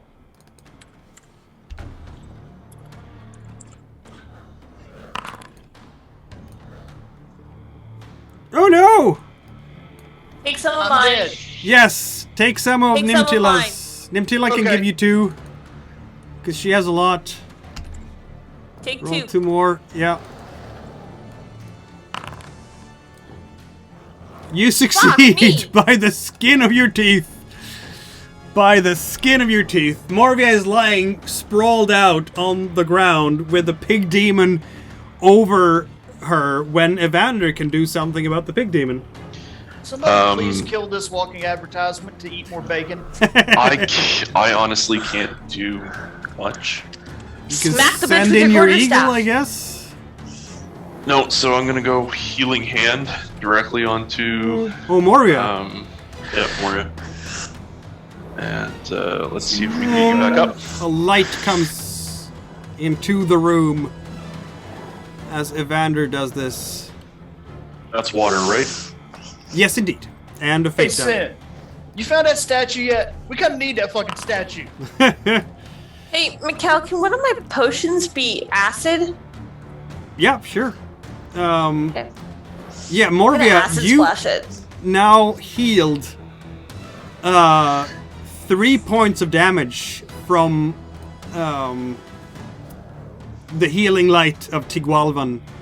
So a light descends upon Morvia and just all those cuts and bruises just clots immediately as the god itself reaches into Morvia's body and rectifies what has gone wrong. We only have 1 point of damage at this point left. So yeah, you'll be able to get up again next turn and go at it again. Isn't it nice to have a You're cleric a rock in the star, group? dude. Got you into it, least I can do is get you out. Yeah. Yeah, and this means that it is, however, the demon's turn to attack this turn. Do I do something? Yeah, you can do something before the turn is over. Absolutely, Okay, Nimtilla. Nimtilia's gonna come in and I'm gonna throw acid in its face. Okay, roll your fire again. And I guess you can use that one fate die for throwing. It's a potion. So that's a fail. You miss. Can I must have something I can re-roll that with. Don't know. What would that be? Can I use that dissertation about knowing something about demons? You know what? I'll accept that. Cool. You I'm gonna know re-roll something. that one. You read it in a book. How to You destroy know to aim at demons. his left ass cheek. There we go. That's better. Yes. Okay. You can re-roll both dice. You know. If you Okay, roll a I'll re-roll 6 the on other one of for them. shits. No. Yeah. That okay. didn't help. That didn't help. Well, it was a I got chance. one success. Yeah, you will do another point of damage to this thing, I think. Why don't you, because I'm a nice guy, why don't you roll your... I'm going to assume that you have, before you left Fontrasilor, you made this potion, so why don't you roll your wind... 4 dice, basically, and an extra one for being in a lab. So 5 dice, and let's see how potent this potion is. 2 6s! 2 6s! Die, piggy, die! That's 3 points of damage! You're literally like melting, and if this was a farmer you hit with that acid, the farmer would have melted, because a normal human being has 2 stone and 3 points of damage, they're dead. You This did kind 3 of points of fits damage on this because thing. when the way I imagine Nimtilia's personality, she's very bubbly and airheaded until she's in a lab, and then Yeah. she's fucking deadly. It just melts a whole side of the pork, of the still living pork. You can see the internal organs at this point. It's So between screaming the in acid pain. and the bomb.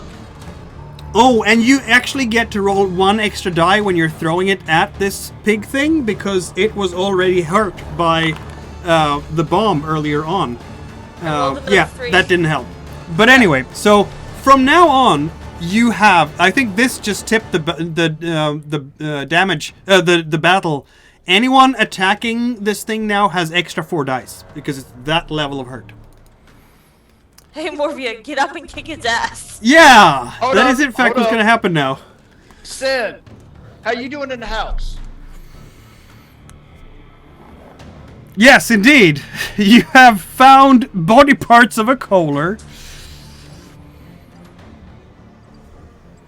I guess any loose floorboards, any places where could hide something? Yes, you will find, in fact, several jars in the house with sort of corks in them, and there's around some of them there's some white stuff splashed around the rim. Okay. Are we removing a cork? Yeah, he'll find one that seems a little bit looser, doesn't have to work too hard on, and kind of open it away from himself first before peeking in. Yeah, that's very fatty milk, like pig's milk.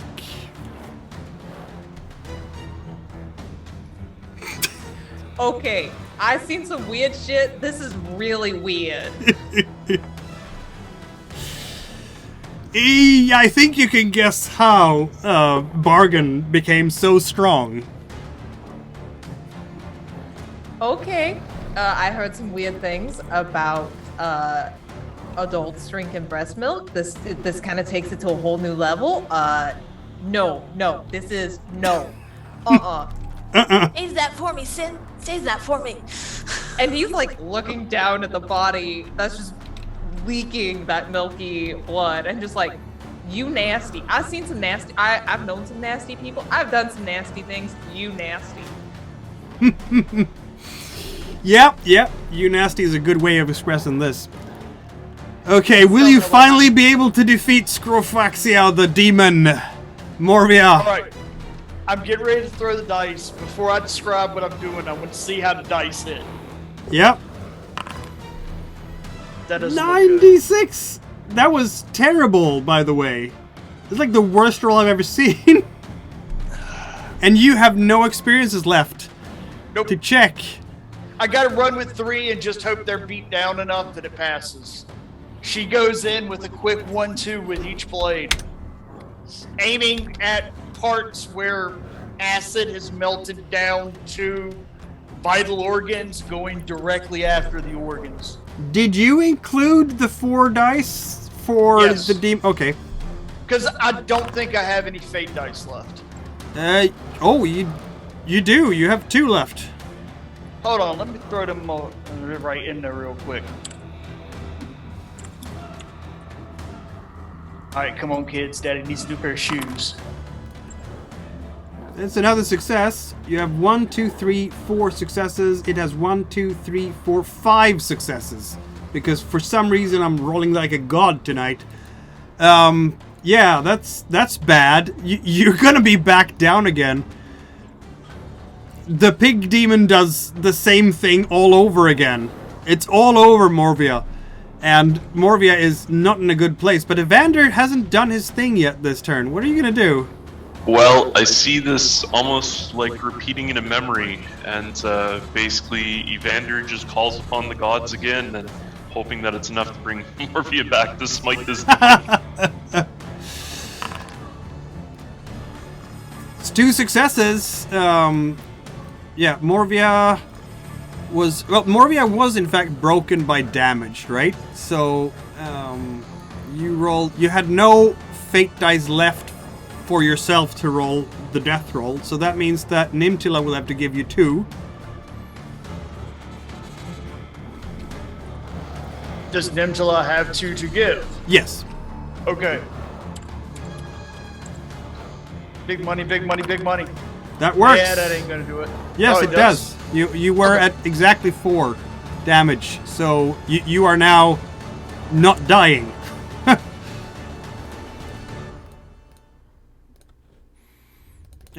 So yeah, you are not dying, and Evander gives you 2 hits back, which is enough to get you off of broken.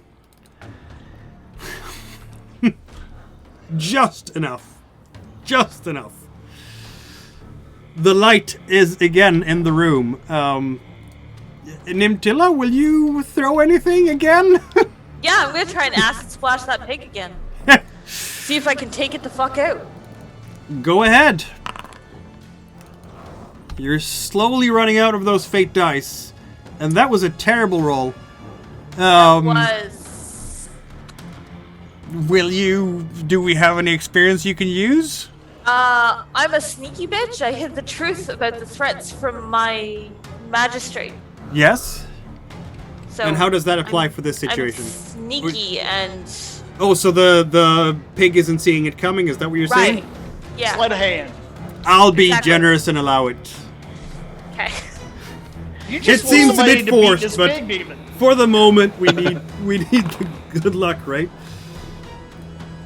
That's a success, It's a little and a better. 6 at it. Splat. Yes. You know what? Again, let's roll those 5. Roll your 66 to see how well that potion was made back in Fontasilor again. That's going to determine how much damage this thing does. Wow! How do you do so much damage? I'm a deadly bitch. You are a deadly potion maker. That's 3 points of damage for the potion. And you definitely rolled a very good attack roll as well. So I'm going to give you 4... Yeah. Okay. Describe what happens. How do you want to do this in the words of the great Matt Mercer? So I throw another vial, and this time I, as it's opening its mouth to attack Morvia, the vial just slides in. And, it swallows the acid and starts, choking up Vial. I'm melting! It is, in fact, melting from the acid from inside. This thing pukes acid on me. And it's so just- help me God. And it collapses to the floor. And as its unholy life leaves its body, it does, in fact, start to dissolve into a puddle on the floor. And so it was that the 4 intrepid adventurers in Tramenze destroyed the body of this demon. So Nimtelia, again, totally stone-faced, starts scooping goop into a... Indeed. I think I'm gonna deal. Virfino will have heard this. Days. Wilfino will have heard the screams and cries from outside, and probably the "Ooh, thank Tigwalvan, it's over." That was You beat the big bad evil guy. We're fine. That was Thanks for without checking a in. doubt the worst opponent Morvia has ever fought. There's no comparison. I am now Morvia the Demon Slayer. Yay! Hey, I'm a Demon Slayer in 2 games now. Yes, you are. Yes, you are. Wow. It seems indeed like you have relieved the village of this problem. And so, yes, we have really come to the end of the trouble in Tramenze, if you will. Now, I'm going to do a quick epilogue here because this is what you do. It turns out, in fact, that this was not quite enough to vanquish the demon, and the adventurers had to work hard together with Malakia to finally banish it. You bought yourselves time, though. You destroyed its body, and it would have taken at least another day to reform. And meanwhile, Malakia will be able to say that, no, you need that statue to banish it forever. And what happens is that the dig, in fact, uncovers the statue. Because the next day, that water screw that you set up has drained the basin where Magister Klavkos is digging. And at the bottom of this pool, you will find the dead body of poor Crander. He had his throat slit by someone. But it was a knife cut, not tusks from a boar. And on his person, you find the statue. He had it. And that allows you to complete the spell at Malakia's house, together with Malakia herself, to vanquish the demon once and for all. So that is the epilogue that we will serve and end the trouble of Tramenze with. quick footnote to tie up any loose ends about people turning up dead. We throw all the bodies into the pigs. I mean, a lot of people around here will be quite happy and pleased that, the disappearances have ended.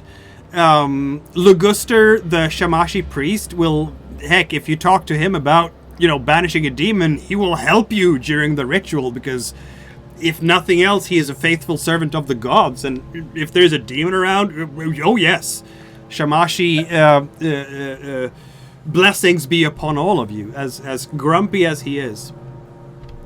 So, yes, you managed to resolve the situation at last. This is a mini campaign that can be played out over 3 or 4 sessions, and I've played it as such. It took them, I think, 4 sessions to get through all the little plot hooks, because we haven't dealt with Magister Klavkos' rivals and things like that. But for a one-shot, this was a very nice little bow tie there, and I have to say, the reason no one ever got to, when I've run this as a one-shot, got to the barn, was that nobody did what Sin did. You spoke to the peasants. Oh, really? Yes, nobody's ever done that before. So nobody has suspected Bargain of doing something bad. They have gone after Malakia, they have that assassin, for instance, things like that. But it took them a while to realize that, Bargain! So... yeah, that was well played, Sin. Well played indeed. And with that, we have come to the end of this session and this stream. So thank you very much for watching, if you did now, or if you will in the future when we upload this to YouTube or on Twitch. That was the first taste of Svavelvinter, the role-playing game. That became the inspiration for the Year Zero system. So there we go. Are we clear? Thanks, everyone. Thanks, everyone. Yeah, thank you. Yes. Thank you. When you get the YouTube link for that, throw it to me. I'm going to post it in my Discord. Will do. If you stay a sec, I'll just wrap things up here.